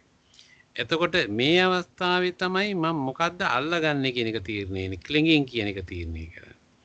ඒතර ක්ලින්ගින් කියන එකට අනුව තමයි භවය ගොඩනගන්නේ. එහෙමනම් වර්තමානයේ මේ අවස්ථාවේ තමයි මං අල්ලගන්නේ මොකද්ද කියන එක තීරණය වෙන්නේ. එතකොට මම වැරදි දෘෂ්ටියක්, හානිකර දෙයක්, මං ද්වේෂ සහගත දෙයක්, විහිංසා විතක්කයක් මං ඇති කරගත්තොත් එහෙම, එතකොට එහෙම ඒ ඇති කරගන්නා විතර්කයේ මත තමයි මගේ භවය ගොඩනගෙන්න සංවිධානය වෙන්නේ මා තුළ. ඒකද මම හදන දේවල් මතින්නේ මං ඉස්සරහට යන්නේ. ඒතර ඒ අනුව මං නිතරම අවදියෙන් කල්පනාවෙන් ඉන්න ඕන වෙනවා. මම කෙබඳු භවයක් සඳහා අදාළ වෙන අල්ලා ගැනීමද මේ කරගනිමින් ඉන්නේ. ඒක ප්‍රතිඵලය හැටියට කවර විනාශයක්, හානියක්, දෝෂයක්, අවුලක් නිර්මාණය වෙන්න පුළුවන්ද කියන එක ගැන පරීක්ෂාකාරී වෙන්න ඕනේ කියන එක දහමේ නිතරම උගන්වනවා, කියා දෙනවා. ඒ නිසා මේ භවයේ සංවිධානය කිරීම කියන එක හරි වැදගත් කාරණයක්. ඒ භවයේ සංවිධානය වෙන ක්ලින්ගින් එක අදාළ වෙනවා, උපාදානය කර ගැනීම අදාළ වෙනවා. ඒ අනුව අපි ගොඩනගන්න පුළුවන් අපි කැමති විදිහකට clinging to sensuality, clinging to precept and practices, clinging to views, or clinging to doctrines of the self කියන මේ කියන ආකාර කීපය ඔස්සේ අපිට පුළුවන් භවය සංවිධානය කරගන්න හදාගන්න. ඒ භවය ලැබුවාම ඒ භවයේ සංවිධානය වුණාම ඒ භවයට අනුරූපව තමයි බර්ත් එක තීරණය වෙන්නේ. එතකොට මං ඒ භවයේ ඉන්න කෙනෙක් හැටියට මේ බර්ත් එකත් මේ කියන බර්ත් එකේ තව දෙකක් තියෙනවා. එකක් තමයි මරණයෙන් පස්සේ උපදිනවා කියන එක මව්කුසකින් හරි කවර හෝ තලයකදී ඒ අදාළ වෙන එතන උපදීම කියන එක. එතකොට ඒ උපදීම පමණක් නෙමෙයි අපි අර ක්ලිංගින් එක තියෙනවා නම් becoming එක තියෙනවා නම් ඒ becoming එකෙන් අපි ආයසරයක් බර්ත් එකක් තමයි ලබන්නේ. කියන්නේ මරණයෙන් පස්සේ බර්ත් එකක් තියෙනවා වගේම අපේ නිතරම තියෙනවා මේ ඉපදීම. එතකොට අපි ඒ කියන්නේ තව විදිහකින් අපි ක්ෂණික මරණයකටපත් වෙනවා. ක්ෂණික ඉපදීමකටපත් වෙනවා. මොකද මේ භවයේ මේ පැවැත්ම කියන එක විදිහට කන්ටිනියස්ලි තියෙන එකක් නෙමෙයිනේ. ඇතිවෙමින් නැතිවෙමින් යන එකක්නේ. එතකොට දැන් මම මේ ඉන්න භවයේදී මම නැති වෙනවා. ඊළඟට මගේ ඊළඟ මොමන්ට් එකේදී ඊළඟ මොහොතේදී මම අලුතෙන් ගන්න අරමුණුත් එක්ක අලුතෙන් ගන්න thoughts සම්බන්ධ කරගෙන චෛතසිකයන් සම්බන්ධ කරගෙන මම අලුත් භවයකට යනවා කියන්නේ මම ඒ අලුත් භවයේ තුල ඊළඟ උපතක් තමයි ලබන්නේ. ඒතර මම ඉන්නේ එතන. එතකොට මම නැවත උපතක් ලබලා ඉන්නවා එතන. ඒ අනුව අපි නිතරම මරණයටපත් වෙමින් නිතර උපදෙමින් ඉන්න සත්ත්ව කොටාසයක්. අපි හැම වෙලේම එහෙමයි. ඒ අනුව මම දැන් අල්ලා ගන්නවා කිසියම් දෙයක්. ඒ අල්ලාගත් එකට අනුව මගේ ඊළඟ වීම ඊළඟ භවය වෙනවා. ඒ භවයට අනුව තමයි මගේ ෆෝමේෂන් එක මගේ මානසික සංවිධානයේ ගොඩ නැගෙන්නේ. එතකොට මම ඊළඟට අලුත් සත්වෙක් හැටියට තමයි මම එතන දැන් ඉන්නේ ඊළඟට. ඒ කියන්නේ මගේ මානසික ක්‍රියාකාරීත්වයේ ඒ අලුත් තත්වයට අනුව හැඩ ගැහිච්ච අලුත් සත්වෙක් හැටියට. ආයසරයක් එයාගේ ක්ලිංගින් එක එයාගේ becoming එක තීරණය වෙලා ආයෙත් එයා උපදිනවා එතන. ඒ කියන්නේ ඔහොම ඉපදෙමින් මැරෙමින් යන ප්‍රවාහී සත්වයක් හැටියට තමයි අපි ඉන්නේ. අපිට ඉදිරියේදී කතා කරන මේ non self එක ගැන කතා කරද්දිත් අපිට මේ කතාව අදාළ වෙනවා. ඒක මෙතෙන්දිත් අපිට අදාළයි. අපි හැම විටම මේ becoming එක තුලින් අපි birth එකක් ලැබීම සම්බන්ධයෙන් සිදුවෙන කතාවේදී අපිට හුරු වෙලා තියෙන්නේ අපි ඉගෙනගෙන තියෙන්නේ මරණයෙන් පස්සේ උපතක් ලබනවා කියන. ඒතර මරණයෙන් පස්සේ උපතක් ලැබෙනවා තමයි. නමුත් අපිට දැනුත් උපතක් ලැබෙනවා. ඊළඟ මොහොතේත් මට උපතක් ලැබෙනවා ඉස්සරයක්. ඒක වෙන්නේ මම අල්ලා ගන්න දේ ඒ අනුව මගේ becoming එක නැවත වීම මානසික වීම මත මම අර ඒ සියලු තත්වයන් අලුතෙන් සංවිධානය කරගෙන අලුත් උපතක් හැටියට ලබන්නේ. ඒ කියන්නේ තව ටිකක් මේ ගැන පොඩ්ඩක් කිව්වොත් එහෙම දැන් මම කියලා මම කතා කරගන්නේ මගේ සියලු අත්දැකීම් experiences සියලු භාවිතාවන් අතීත භාවිතාවන් සියල්ලටමනේ මම කියලා කතා කරගන්නේ. එතකොට මේ මා විසින් මෙතෙක්කල් මගේ භවයේ බොහොම ඈත කාලයක ඉඳන් ගොඩනගාගෙන ආපු දේවත් සමග මිශ්‍ර වෙලා උපතේ සිට මේ දක්වා මම ආපු ගමනේ මම දැන් ඉන්න තත්වයක් තියෙනවා. ඒවා අතීත ක්ලිංගින්ස් අතීත becomings පදනම් කරගෙන තමයි මේ උපතේ ඉඳගෙන මම මේ ඉන්නේ මේ ජීවිතේ ඉපදීම පමණක් නෙමෙයි ජීවිතේ ඉපදිලා ඉවර වෙලා ආයෙත් නැවත මම ඔහොම සංවිධානය වෙමින් ඇවිල්ලා දැන් මේ මොහොතේ ඉන්නවා. මේ මොහොතේ ඉන්නවක්වත් ඊටම සුළු වෙලාවයි අපිට ඉන්න පුළුවන් වෙන්නේ. ඒතර කොහේ විදිහින් හරි මේ මොහොතේ අපි ඉන්නවා කියලා සැලකුවොත් දැන් මේ මොහොතේ මම ඉන්න එක මගේ මේ භවය මේ මගේ උපතේ තමයි මම මේ රැඳෙන්නේ ඉන්නේ. එතකොට එසේ ඉන්න උපතේ ඉන්න තැනත්තාට අලුතෙන් ආයසරයක් අපි අරමුණක් ගත්තාම ඒ අරමුණේ තියෙන ප්‍රබලතාවයේ ශක්තිය මත අපි ඒ ගත්ත අරමුණට ඇති කරගන්නා වූ ඇල්ම බැඳීම ක්ලිංගින් එක ඒක ඇසුරු කරගෙන මම ඒ අලුතෙන් ගත්ත අල්ලා ගැනීමත් එක්ක මගේ අතීත සමස්තයම මේකට සම්බන්ධ වෙනවා. ඒ previous formation එක. මීට කලින් තිබිච්ච සමස්ත සංවිධානයේ එකතුව දැන් මේ අලුතෙන් ගත්ත එකත් එක්ක එකතු වෙනවා. එහෙම එකතු වුණාම දැන් මං කලින් හිටපු එක්කෙනා නෙමෙයි වෙන එක්කෙනෙක්. වෙන එක්කෙනෙක් කිව්වට සම්පූර්ණයෙන්ම වෙනස් වුණාමත් නෙමෙයි වෙනස් නොවුණාමත් නෙමෙයි අර අලුතෙන් ගත්ත එකත් එක්ක එකතු වෙච්ච අලුත් කෙනෙක් හැටියටයි මම ඉන්නේ. එතකොට ඒ අලුතෙන් ගත්ත අරමුණ ඔබ්ජෙක්ට් එක මොකක් හරි වේවා ඒකේ තියෙන ප්‍රබලත්වය අනුව ඒක දැන් ඒක අර අපි කර්මය ගැන කතා කරද්දී උපස්තම්භක උපපීලක උපඝාතක ඔහොම කර්ම කියලා අපි හඳුන්වන්නේ අර කලින් තිබිච්ච తত্ত্বය සම්පූර්ණයෙන්ම අවුල් කරන එකක්ද නැති විනාශ වෙන විදිහ එකක්ද එහෙම නැත්නම් ඒ කලින් තිබිච්ච తত্ত্বයට තව යම් පීඩාවක් ඇති කරන එකක්ද එහෙම නැත්නම් කලින් තිබිච්ච තත්වයට වඩා යම් උසස් තත්වයක්ද ඔහොම උපස්තම්භක කියලා කියන්නේ එතකොට එහෙම එකකට අර අලුතෙන් ගත්ත අරමුණත් එක්ක අලුතෙන් ගත්ත කර්මයක් සංවිධානය වෙච්ච කර්මයක් එක්ක මගේ කලින් තිබිච්ච තත්වය තව ටිකක් උසස් තත්වයටපත් වුණා නම් අපි කියනවා ඒකට උපස්තම්භක කියලා අපි ඒකත් ඒකෙන් උනේ අපේ තිබිච්ච තත්වය තව ටිකක් ඉහළ ගියා ඔහොම කවර හෝ ආකාරයක වෙනසක් අපි ගන්න එකත් එක්ක සිද්ධ වෙනවා. ඒ කියන්නේ අර ගරුක කර්ම කරන්න එපා ගරුක අකුසල කර්ම කරන්න එපා කියලාම කියන්නේ. අර මාව මැරීම පියා මැරීම රහතන් වහන්සේලා මැරීම ඒ වගේ ආනන්තර කර්ම පාප කර්ම කරන්න එපා කියලා කියන්නේ ඒක එහෙම එකක් වුණොත් එහෙම මේ මිනිස්සු සිතට වාවන්නේ. ඒක ඔරොත්තු දෙන්නේ. එයාට මානසික සැහැල්ලු භාවයක් විවේකයක් නිස්කලංක භාවයක් ඒ මනසේ ඇති කරගන්න බැරි වෙනවා. ඒකයි ඒවට ගරුක අකුසල කර්ම කියලා කියන්නේ. ගරුක කුසල කර්ම කියන්නේ ධාන ආයතන වඩන එක. ඒතර ඒවා වඩන්න යමුනහම පුරුදුනහම ඒ සිත ඒ පැත්තේමටම යන්න පටන් ගන්නවා. ඒතර ඒ කියන්නේ එබඳු ප්‍රබල නරක කර්ම කළොත් එහෙම ඒ සිත අවාසනාවට පීඩාවටපත් වෙනවා. ගරුක කුසල කර්ම කළොත් එහෙම ඒ සිත තව තව වැඩෙන්න ඉහළට යන්න පටන් ගන්නවා. ඔය විදිහටම ඒ තරම් ප්‍රබල නුවණක් ඉන් මෙහා වෙන සෑම කර්මයකදීම අපි අලුතෙන් ඇබ්සෝබ් කරගන්නවා අලුතෙන් ගන්නවා තව කැලලක් අපි එකතු කරගන්නවා.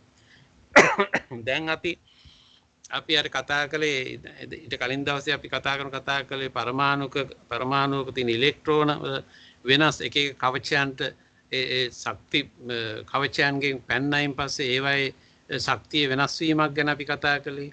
ඒ වගේම පරමාණුක බන්ධන ගැන කතා කළේ. අන්න ඒ වගේම අපි මේ තියෙන දැනට තියෙන තත්වයට අලුත් තෝට් එකක් අලුත් කන්සෙප්ට් එකක් අලුත් කාරණයක් අලුත් අල්ලා ගැනීමක් මොකක් හෝ අලුත් කර්මයක් මොකක් හෝ දෙයක් මේකට සම්බන්ධ වුණාම තිබිච්ච එක වෙනස් වෙනවා. දැන් තිබිච්ච එක ඒ විදිහටම නෙමෙයිනේ තියෙන්නේ.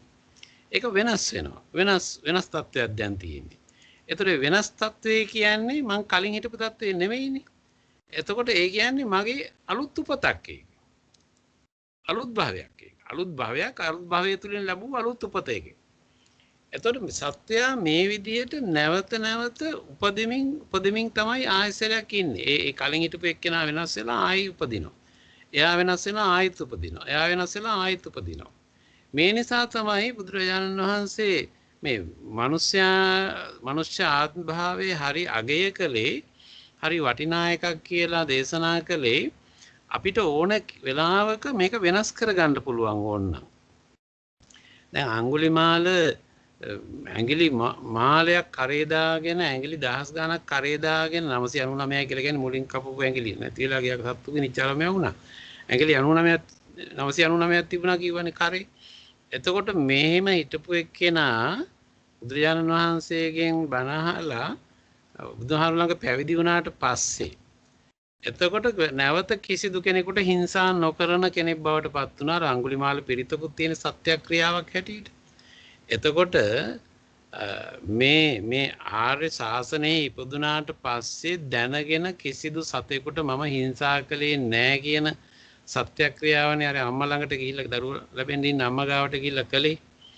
එතකොට මං කලින් මිනිස්සු මරපු එක හරි. 999ක් කියමුකෝ 999 දෙනෙක් මරපු එක හරි. ඒක වෙනම කතාවක්. මෙයා ආර්ය භූමියේ උපන්නට පස්සේ මේ අලුත් ජීවිතයේ තුලදී මේ පැවිදි බවට පත් වුණු ජීවිතයේ තුලදී කිසිදු කෙනෙකුට මම හිංසා කරලා නැහැ. එතකොට අඟුලිමාලගේ අලුත් ඊළඟ භවය තමයි මේක. අඟුලිමාල කලින් හිටියා අඟුලිමාල හැටියට හිටපු භයානක රජ්ජුරෝපවා බය වෙච්ච සත්වයක් හැටියට තමයි කලින් හිටියේ. එතකොට බුදුහාඳුරන්ගෙන් බණ අහලා බුදුහාඳුර ළඟ පැවිදි වුණාට පස්සේ එයා අලුත් භවයක් තමයි ලැබුවේ. ඒ අලුත් භවයෙන් ලබාපු අලුත් උපතක් තියෙනවා. දැන් කලින් හිටපු අඟුලිමාල නෙමෙයි දැන් අහිංසක හැටියට පැවිදි වෙච්ච අඟුලිමාල කෙනෙක්. අඟුලිමාල කියන නම භාවිත කරලා තියෙන දිගටම. එතකොට ඒ අලුත් කෙනෙක් හැටියට මුන්නේ. ඒතකොට අලුත් භවයක් අලුත් උපතක් තමයි ලැබුවේ. එතකොට ඒකට මහ වෙලාවක් කියන්නේ නැහැ. ඒක සුළු වෙලාවකින් පැයකින් දෙකකින් දවසකින් වෙන්න පුළුවන් එකක් ඒක. එතකොට ඒ විදිහට අපිටත් අප තුලත් මේ විදිහට අලුත් භවයක් ඇති කරගන්න පුළුවන් අලුත් උපතක් ඇති කරගන්න පුළුවන්. ඒක දැන් මම මොකද්ද මම ඇබ්සෝබ් කරගන්නේ මොකද්ද මම ලබා ගන්නෙ මොකද්ද මම අලුතෙන් ගන්න concept එක අලුතෙන් ගන්න thought එක මොකද්ද කියන එක ඒක හරි ඉහළ මට්ටමේ එකක් උසස් මට්ටමේ එකක් නම් ඊට අනුගතව මගේ කලින් තිබිච්ච ස්වභාවය වෙනස් වෙනවා වෙනස් වෙලා අලුත් තත්වයට අනුරූප වූ සත්වයක් බවට මාවපත් වෙනවා එසේ අලුත් සත්වයක් බවට පත්වීමත් සමග මම අලුත් භවයකින් අලුත් උපතක් ලැබූ සත්වයක් හැටියට මං අලුතෙන් නිර්මාණය වෙනවා. එතකොට මෙන්න මෙහෙම අපි නැවත වෙනස් වෙමින් අලුත් භවයන් ලැබමින් ඉස්සරහට යන කෙනෙක් ඊළඟට මරණයෙන් පස්සෙත් අපි ආයිත් භවයක් ලබන්න පුළුවන්. ඒ ලබන්නේත් ඒ වෙන විට යා ලබාගෙන හිටපු භවයට අනුරූප වූ ඊළඟ තත්ත්වයක් තමයි ඒ ලබන්නේ. ඒ නිසා මේක මරුණයින් පස්සේද ඊට කලින්ද කියන එකේ ලොකු වෙනසක් නැහැ. සාමාන්‍ය අපි අර මේ අපේ භෞතික ශරීරය වෙනස් වෙන එක විතරයි වෙනස තියෙන්නේ. විඥානමය සංවිධානයේ එක හා සමාන රටාවක් වෙනස් වීම රටාවක් තමයි යන්නේ. ඒ නිසා අපි හැම කෙනෙක්ම අපි එක අවස්ථාවකින් ඊළඟ අවස්ථාවට මෙහෙම අලුත් භවයක් ලබාගෙන ඊළඟ උපතක් හිමි කරගනිමින් තමයි යන්නේ. ඒ නිසා අපි මේ ලබා ගන්නා වූ කාම භවයට අදාළ වෙච්ච දේවල් නැත්නම් කාම වස්තුන් සම්බන්ධයෙන් ඇති කරගන්නා ඇල්ම බැඳීම ඒ වගේම අපි ශික්ෂාවන් ප්‍රතිපදාවන් සමග ඇති වෙන එක අපේ දෘෂ්ටිගත මතවාද ඒ වගේම අපි ආත්මවාදී සංකල්ප කියන මේ වගේ කවර හෝ අපි මේ ගන්න දේවල් ඇසුරු කරගෙන ඒවට ඇති කරගන්න ක්ලින්ගින් එක ඒ ඇති වෙන උපාදානය ඇසුරු කරගෙන තමයි අපි මේ becoming එක භවය කියන එක තීරණය වෙන්නේ. එතකොට ඒවා උනොත් මත තමයි මේ becoming එක තීරණය කරන්න සිද්ධ වෙන්නේ. ඒවා එහෙම නැත්නම් අලුතෙන් becoming එකට යන්නේ නැහැ. Thus this is the cause, this is the reason, this is the origination, this is the requisite condition for becoming, that is clinging. එතකොට ඒ අනුව අල්ලා ගැනීම තමයි කිසියම් බන්ධනයකට මානසික බන්ධනයකට හසු වීම තමයි මේ becoming එක භවය කියන එක තීරණය වෙන්න හේතු සාධක වෙන කාරණේ.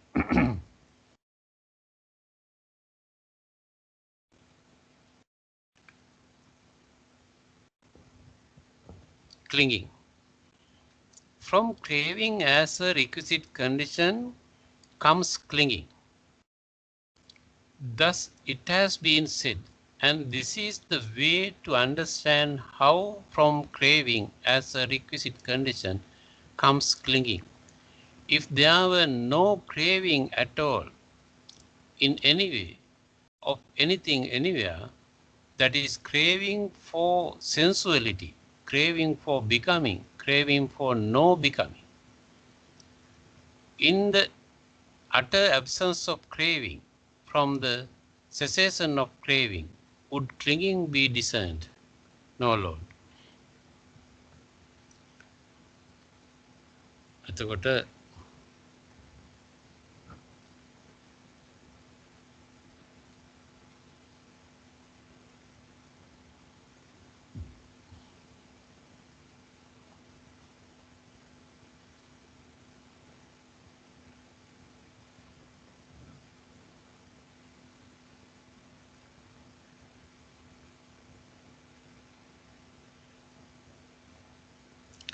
තණ්හාපච්චය උපාදානಂತಿ ඉතිකෝ පනේතං උත්තං තදානන්ද ඉමිනාපේතං පරියායන වේදිතබ්බං යතා තණ්හාපච්චය උපාදානං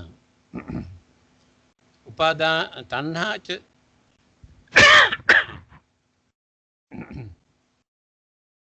තණ්හාචහි ආනන්ද නා භවිස්ස සබ්බේන සබ්බං සබ්බතා සබ්බං කස්සචි කිම් හිචි සේයතීප්තං රූප තණ්හා සද්ද තණ්හා ගන්ධ තණ්හා රස තණ්හා පොඩ්ඩප්ප තණ්හා ධම්ම තණ්හා සබ්බසෝ තණ්හාය අසති තණ්හා නිරෝධෝ අපිනකෝ උපාදානං පඤ්ඤායේතාති නොහේතම් බන්තේ තස්මාති ආනන්ද ඒසේව හේතු ඒතන් නිදානං ඒ සමුදයෝ ඒසපච්ච උපාදානස්ස යදිදං තණ්හා.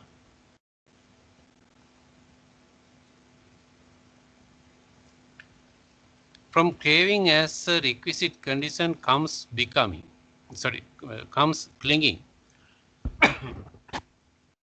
From craving as a requisite conditions comes clinging. එතකොට උපාදානය අල්ලා ගැනීමට හේතු වෙන්නේ තෘෂ්ණාව. තෘෂ්ණාවක් ඇතිවීම මත තමයි අල්ලා ගැනීම සිද්ධ වෙන්නේ. බැඳීමක් ඕනෑකමක් ඇති වුණාම. Thus it has been said. මෙහෙම කියනවා and this is the way to understand how from craving as a requisite condition comes clinging. එතකොට තෘෂ්ණාව කොයි විදිහට හේතු සාධක වීමෙන්ද මේ අල්ලා ගැනීම කියන එක සිද්ධ වෙන්නේ. If there were no craving at all in any way of anything anywhere මේ තෘෂ්ණාව කියන එක කොහෙත්ම නැත්නම් කොයි ආකාරයෙන්වත් නැත්නම් කවර තැනකදීවත් කොයි විදිහින්වත් නැත්නම් that is craving for sensuality, craving for becoming, craving for no becoming. In the utter absence of craving, from the cessation of craving, would clinging be discerned. එතකොට මෙහෙම තෘෂ්ණාවේ ආකාර තුනක් පිළිබඳව දක්වනවා. craving for sensuality, කාම තණ්හා, භව තණ්හා, විභව තණ්හා කියලා තුනක් පිළිබඳව. මේ තෘෂ්ණාව කියන එක මේ අල්ලා ගැනීමට හේතු වෙන්නේ තෘෂ්ණාව මත.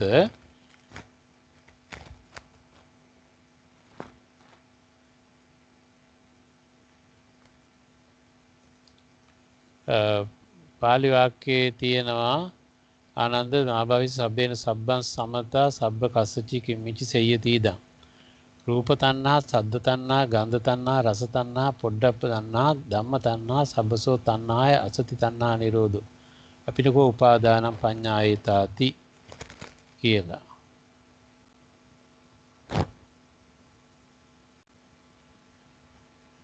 එතකොට මෙතන පාලි පරිවර්තනයේ තියලා තියෙන්නේ භව තුනක් පිළිබඳවම. පාලි වාක්‍යයේ තියෙන්නේ සයතිබන් රූප තණ්හා සද්ද තණ්හා ගන්ධ තණ්හා රස තණ්හා පොට්ටබ්බ තණ්හා ධම්ම තණ්හා සබ්බසෝ තණ්හාය අසති තණ්හා නිරෝධෝ අපිනකෝ උපාදානං පඤ්ඤායති. උපාදානයට හේතු වෙන රූප කෙරෙහි තියෙන තණ්හාව, සද්ද පිළිබඳව තියෙන තණ්හාව, ගන්ධ පිළිබඳව තියෙන තණ්හාව, රසය පිළිබඳව තියෙන තණ්හාව, පොට්ටබ්බ කියන්නේ ස්පර්ශය. පොට්ටබ්බ කියන්නේ ඊතරම ස්පර්ශය කියන්නේ ස්පර්ශ පිළිබඳව තියෙන තණ්හාව, ධර්මයේ කරුණු පිළිබඳව තියෙන දේවල්, කාරණා පිළිබඳව තියෙන දේවල්.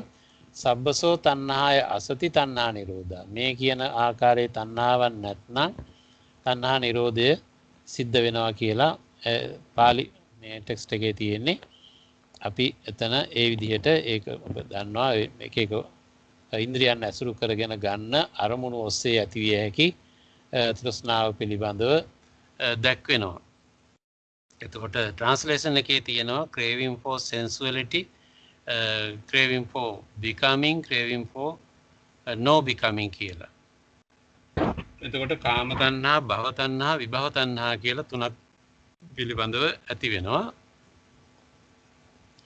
එතකොට මෙතෙන්දී මම කෙටිලා තා තියෙන ඒක අරගෙන පොඩ්ඩක් පැහැදිලි කිරීමක් කරන්නම්. දැන් මේ සෙන්සු කාම තණ්හා කියන එක මේක අපි එකපාරට සමහර විට අදහසක් එන්නේ නැති වෙන්න පුළුවන්. ඊට කලින් මම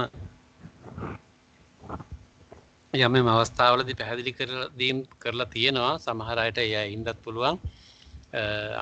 සමහර අය ඒක අහලා නොතිබෙන්නත් පුළුවන්. නමුත් මම පොඩි පැහැදිලි කිරීමක් කරන්නම්. ඒක මේ තෘෂ්ණාව කියන එක තුන් ආකාරයකට මෙතන දක්වලා තියෙන්නේ. කාම තණ්හාව, craving for sensuality, craving for becoming, craving for no becoming කියලා. කාම තණ්හා, භව තණ්හා, විභව තණ්හා කියලා. එතකොට අපිට යම් කිසිවක් කෙරෙහි ඇලෙන්න බැඳෙන්න තියෙන ඕනෑකම අපි කාම තණ්හා කියලා හඳුන්වනවා. එතකොට යම් කිසිවක් කෙරෙහි තියෙන ඕනෑකම. ඒ වගේම අනිත් පැත්තෙන් craving for තුන්වෙනි එක craving for no becoming. ඒතර ඒක විභව තණ්හාව.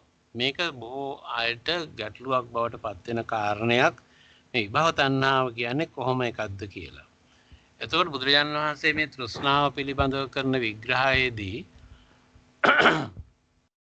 තෘෂ්ණාව කියවම ඇලීම බැඳීම හෝ ඇලෙන් ඕනෑකම පිළිබඳව තියෙන බැඳීමට තියෙන ඕනෑකමක්නේ.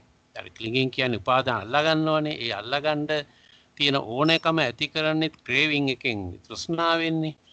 එතකොට කාම වස්තුන් එහෙම නැත්නම් ප්‍රිය කරන දේවල් සම්බන්ධයෙන් ඇතිවන ඕනෑකමට අපි කියනවා කාම කියලා. කාම වස්තුන්.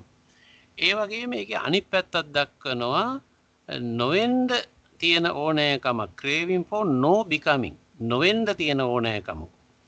එතකොට සෑම පුද්ගලයෙක් තුළම මේ වෙන්න තියෙන ඕනෑකමක් හා නොවෙන්න තියෙන ඕනෑකමක්. ඒ කියන්නේ යම් බැඳීමක් යමක් කෙරෙහි බැඳෙන්න තියෙන ඕනෑකමකුයි ඒකෙන් ඈත් වෙන්න විකර්ෂණය වෙන්න තියෙන ඕනෑකමක කියන දෙකක් තියෙනවා. දැන් අපි මේකට පොඩි උදාහරණයක් ගමු මේ කාරණේ තේරුම් ගන්න. මම එදත් කතා කළා මේ අපි සෞරග්‍රහ මණ්ඩලය ගමුකෝ. මදත් මම ගැන කතා කළා පොඩ්ඩක්. අපි දැන් සෞරග්‍රහ මණ්ඩලයේ සූර්යයා තියෙනවා. සූර්යයා වටා ග්‍රහලෝක ගමන් කරනවා. එතකොට මේ ග්‍රහලෝක මෙහෙම තියෙන්නේ සූර්යාගේ ආකර්ෂණයට හසු වෙලානේ. එතකොට සූර්යාගේ ආකර්ෂණයට හසු වීම නිසා සෞරග්‍රහ මණ්ඩලය තුල මේ ග්‍රහයෝ වටේ කැරකමින් ඉන්නවා. හැබැයි මේ අය යම් උත්සාහයකුත් ගන්නවා ඉවත් වෙලා ඈත් වෙලා යන්න. ඒක ඒගොල්ලන්ගේ භ්‍රමණ වේගය හා පරිභ්‍රමණ වේගය තුල රැඳිලා තියෙනවා. විකර්ෂණය වෙලා විසි වෙලා යන්න ඕන කමකුත් තියෙනවා. මේ එතකොට සූර්යයාට ඇලෙන්න බැඳෙන්න තියෙන ඕනෑකමකුයි සූර්යයාගෙන් විසි වෙලා යන්න තියෙන ඕනෑකමකුයි කියන දෙකක් තියෙනවා. එතකොට මේ සූර්යයාට ඇලෙන්න බැඳෙන්න තියෙන ඕනෑකම අපි කාම තණ්හාව හැටියට ගත්තොත් සූර්යයාගෙන් ඉවත් වෙලා විසි වෙලා යන්න ඕනෑකමක් තියෙන එක අපි විභව තණ්හාව හැටියට ගත්තොත් ඉවත් වෙලා විසි වෙලා යන්න තියෙන ඕනකම. මේ දෙකේ බැලන්ස් එක මේ දෙකේ සමතුලිත තත්ත්වය හැටියට තියෙන්නේ එක්තරා කක්ෂයක මේ ග්‍රහයෝ ගමන් කරමින් ඉන්නවා. කක්ෂගත වෙලා ඉන්නවා. එතකොට මේ කක්ෂය තීරණය වුණේ මොකකින්ද? කවුද මේක තීරණය කළේ? මේක එක පැත්තකින් සූර්යයා තමන්ගේ ග්‍රහණයට හසු කරගෙන තියෙනවා. ග්‍රහ වස්තුව තමන්ගේ විමුක්තිය සඳහා මිදිලා යන්න, ගැලවිලා විසි වෙලා යන්න ඕනකමක් දක්වමින් ඉන්නවා.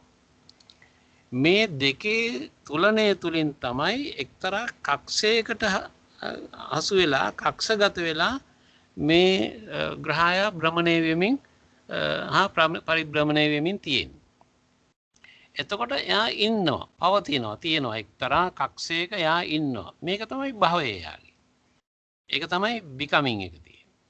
එතකොට පවතිමින් භවයේ ඉන්නවා එයා. එයා කියන්නේ පවතිමින් කැරකෙමින් ඉන්නවා එයා. එතකොට එයාට ඇලෙන්න ඕන කමකුත් තියෙනවා, විකර්ෂණය වෙලා යන්න ඕන කමකුත් තියෙනවා. මේ දෙක මැද්දේ එක්තරා තැනක ඉන්නවා. මේක විශ්ව න්‍යායක්. මේක ලෝකයේ විශ්වයේ තියෙන සෑම සෞරග්‍රහ මණ්ඩලයකටම අදාළ වූ න්‍යායක්. මේක පරමාණුව තුලත් තියෙන එක්තරා න්‍යායක්. එතකොට අර කුඩාම අංශුව වෙන පරමාණුවෙත් ඊට වඩා ලොකු විශ්ව මට්ටමින් තියෙන සෞරග්‍රහ මණ්ඩලයේත් ඒ වගේම විශ්වයේ තියෙන සියලුම සංඝටකයන් එක්කත් ඒ කියන්නේ මන්දාකිනී එක්කත් හැම එකක් එක්කම තියෙන පොදු විශ්ව න්‍යාමයක් තමයි මේ විදිහට ඇලෙන්න බැඳෙන්න ඕන කමකුත් තියෙනවා අයින් වෙලා යන්න ඕන කමකුත් තියෙනවා ඒ දෙක මැද්දේ යම් කිසි ගමනක ඉදිලා ඉන්නවා මේක අපේ සෑම දෙයකටම අදාළයි සාමාන්‍යයෙන් අපි සමහර ඒවා අපි කැමතියි ඒ වගේම අපේ අකමැත්තකුත් තියෙනවා ඒ කැමැත්තයි අකමැත්තයි දෙක අතර එක්තරා තැනක අපි රැඳිලා ඉන්නවා සමහරට විවාහ ජීවිතවලත් මේක මෙහෙම වෙන්න පුළුවන් ඇල්මක් බැඳීමකුත් තියෙනවා අයින් වෙලා යන්නත් ඕනේ නමුත් අයින් වෙලා යන්නත් බෑ ඒකට ඉන්නත් බෑ නමුත් කොහොම හරි ඉන්නවා අර බන්ධනේ එක්තරා තීරණයක කක්ෂයක් තමන්ගේ මානසික කක්ෂයක් හදාගෙන තියෙනවා එතන තමයි කැරකි ඉන්නේ එතකොට මෙහෙම භාවයක් තීරණය වෙනවා එතකොට දැන් සත්‍යයේ තුල තියෙනවා ඉන්න ඕනකම ඒ වගේම සෑම කෙනෙක් අස්සෙම තියෙනවා නැති වෙන්නත් ඕනකමක්. ඉතින් ෆ්‍රොයිඩ් එක හැඳින්වුවා ඩෙත් ඉන්ස්ටික්ට් කියලා. ඒ කියන්නේ මරණාශය කියලා. හැම පුද්ගලයෙකුටම මැරෙන්න තියෙන ඕනකමකුත් තියෙනවා කියලා. එයා අස්සේ හැංගිලා තියෙනවා මැරෙන්න ඕන. ඒ නිසානේ සමහර අය සීදීනසා ගන්න. දැන් එහෙම එකක් නැත්නම් ලෝකේ කිසිම මිනිහෙක් සීදීනසා ගන්නේ නැහනේ මැරෙන්නේ නැහනේ. මිනිස්සුන්ට මැරෙන්න ඕනකමකුත් හැංගිලා තියෙනවා අස්සේ මැරෙන්නේ නැහැ ඔක්කොම. සමහර කෙනෙක් අදාළ වෙන හේතු සාධක මත මැරෙන්න තීරණය කරන්න පුළුවන්. මැරෙන්න තීරණය කරන්නේ යා මරණාශයක් එයා ගස්සේ තියෙන හින්දානේ තිබිච්ච හින්දානේ. තිබුණ නැති එක ක්‍රියාත්මක වෙන්න බෑනේ කවදාවත්. ඒතකොට හැම කෙනෙක් අස්සෙම මරණාශය කියන එක තියෙනවා. මැරලා ගියා නම් හොඳයි කියලා සමහර අය ඉතින් කියවෙන්නේ මැරෙන්න ඕන නැතිකම නැති වුණත් එහෙම කියන ගතියකුත් තියෙනවා. මෙහෙම මැරෙන්න තියෙන ඕනකමකුත් තියෙනවා. ජීවත් වෙන්න පවතින තියෙන ඕනකමකුත් තියෙනවා. ඇලෙන්න බැඳෙන්න තියෙන ඕනකමකුත් තියෙනවා. මේ දෙක අතරේ එක්තරා කක්ෂගත වීමක් හැටියට එයාගේ භවය තීරණය වෙනවා. එතකොට මෙහෙම කිසියම් ආකාරයක හැම විටම දැන් අපි වාජනයකට වතුර පුරවලා ඔක මේ එකකින් පණිට්ටුවකට වතුර පුරවලා අපි ලණුවකින් බැඳගෙන අපේ ඔළුව වටේ අපි ඇඟ වටේ කැරකෙව්වොත් එහෙම මේක එක්තරා කක්ෂයක රවුමක කැරකෙනවා. කැරකෙන්නේ අයි අපි ලණුවකින් ඒක අල්ලගෙන තියෙන නිසා. අපි මේක කරකවනකොට යම්කිසි වේගයකුත් තියෙනවා. අපි අතහැරියොත් එහෙම මේක වීසි වෙලා ඈතට යනවා. දැන් ලණුවෙන් අල්ලගෙන තියෙන නිසා වීසි වෙලා යන්නේ නැහැ. ලණුවෙන් අල්ලගෙන තියෙන නිසා එක්තරා කක්ෂයක අපි වටේ මේක කරකිනවා. එතකොට මෙන්න මෙහෙම සිද්ධියක් මානසිකවත් අපි සම්බන්ධයෙන්ොත් හැම විටම ක්‍රියාත්මක වෙනවා. මේ දැඩි ඇල්මකුත් තියෙනවා. ඒකෙන් විකර්ෂණය වෙන්න ඕන කමකුත් තියෙනවා. ඒ තුල කිසියම් ආකාරයක පැවැත්මක් තියෙනවා. මේක එක්තරා විදිහක මධ්‍යම ප්‍රතිපදාවක් යම් කිසි ආකාරයක මැද තත්වයක් මේක. මේ තත්වය තුළ තමයි අපේ පැවැත්ම තීරණය වෙන්නේ. ඒ නිසා අපි කැමති වෙන සෑම දේවල් සම්බන්ධයෙන්ුත් එහෙම වෙනවා. දැන් අපි යම් කිසි එකකට කැමති වෙනවා. ඒ වගේම සමහර ඒවා අපිට එපා කියලාත් හිතෙනවා. එපා කියලා හිතුණාට සමහර විට අපි ඒක අයින් කරලා දාන්නේ නැහැ. ලොකුම කැමැත්තකුත් නැහැ. නමුත් ඒක තියෙනවා අපිත් එක්ක. කොහොම දේවල් අපි බඩු බාහිර වස්තුත් අපිත් එක්ක තියෙනවා සාමාන්‍යයෙන්. මෙහෙම වීම් රටාවක් භවයේ පැවැත්මක් පිළිබඳ රටාවක් විවිධ වස්තු සම්බන්ධයෙන් පුද්ගලයෝ සම්බන්ධයෙන් දේවල් සම්බන්ධයෙන් මේ හැම එකක් සම්බන්ධයෙන්ම තියෙනවා. සමහර මතිමතාන්තර සම්බන්ධයෙන් තියෙනවා. අපි සම්පූර්ණ වශයෙන් පිළිගන්නේ සම්පූර්ණයෙන්ම ප්‍රතික්ෂේප කරන්නේ නැහැ. සම්පූර්ණවත් නැහැ. අපි ඒක යෙදීමෙන් අපි අනුගමනය කරමින් ඉන්නවා.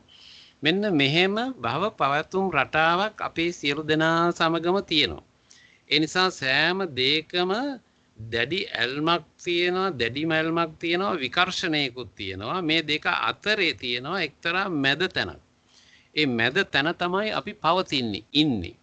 මෙන්න මේකට කියනවා අපි භවය පැවැත්ම කියලා. එතකොට ඒක එතන තමයි අපි ඉන්න තැන. දැඩි බැඳීමක් අල්මකුත් තියෙනවා, විකර්ෂණයකුත් තියෙනවා, ඒක මැද්ද තැනකුත් තියෙනවා.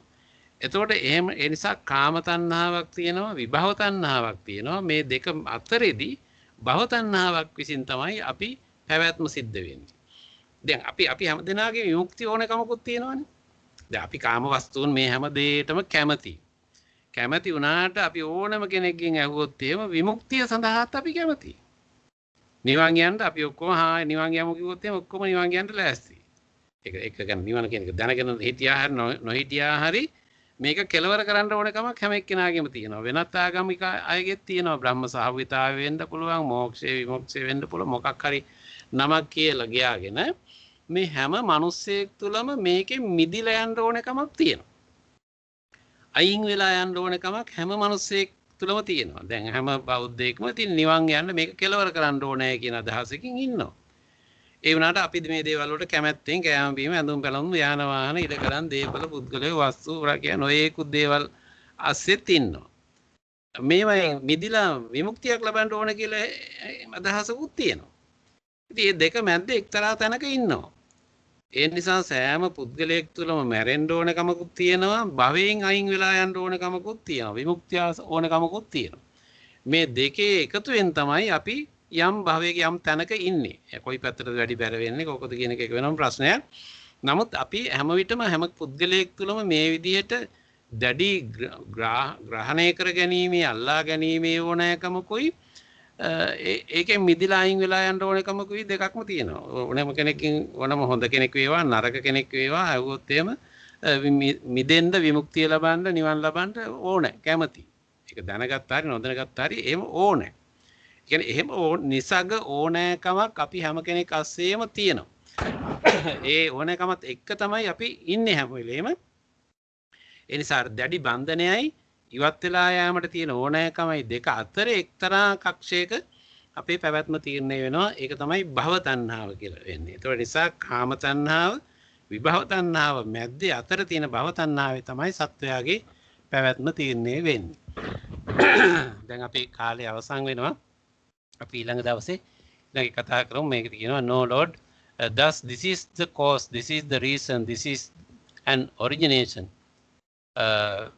this is the requisite condition for clinging, that is craving. තෘෂ්ණාව ඇති වෙන්නේ මේ කියන தત્ත්වයේ යටතේ තමයි කියලා බුදුරජාණන් වහන්සේ ඒ අවස්ථාවේදී දේශනා කරනවා. එතකොට අපි අද කතා කළා ඊළඟ සිකුරාදා අපි කතා කරමු. මගේ මේ රටින් යන කාල සීමාව ඇවිල්ලා තියෙන්නේ. නමුත් මේ ෆ්ලයිට්ස් නැති නිසා තාම මේ කාලේ දික් වෙයි. ඒ ගියත් නොහිටියත් මම ඊළඟ සිකුරාදා ඉන්න තැනක ඉඳන් කරන්න පුළුවන් වෙයි. ගියොත් එහෙම නිරෝධායන මධ්‍යස්ථානයේ ඉඳගෙන හරි සිකුරාදා මේ වෙලාවට අපිට හම්බෙන්න පුළුවන් වෙයි. අපි ලබන සතියේ සිකුරාදා මේ 2:30ට බලාපොරොත්තු තියාගෙන පන්තියට සහභාගී වෙන්න බලාපොරොත්තු වෙමු. අපිට ප්‍රශ්නයක් මුත් අහන්න එහෙම කියන්න එහෙම තියනවද?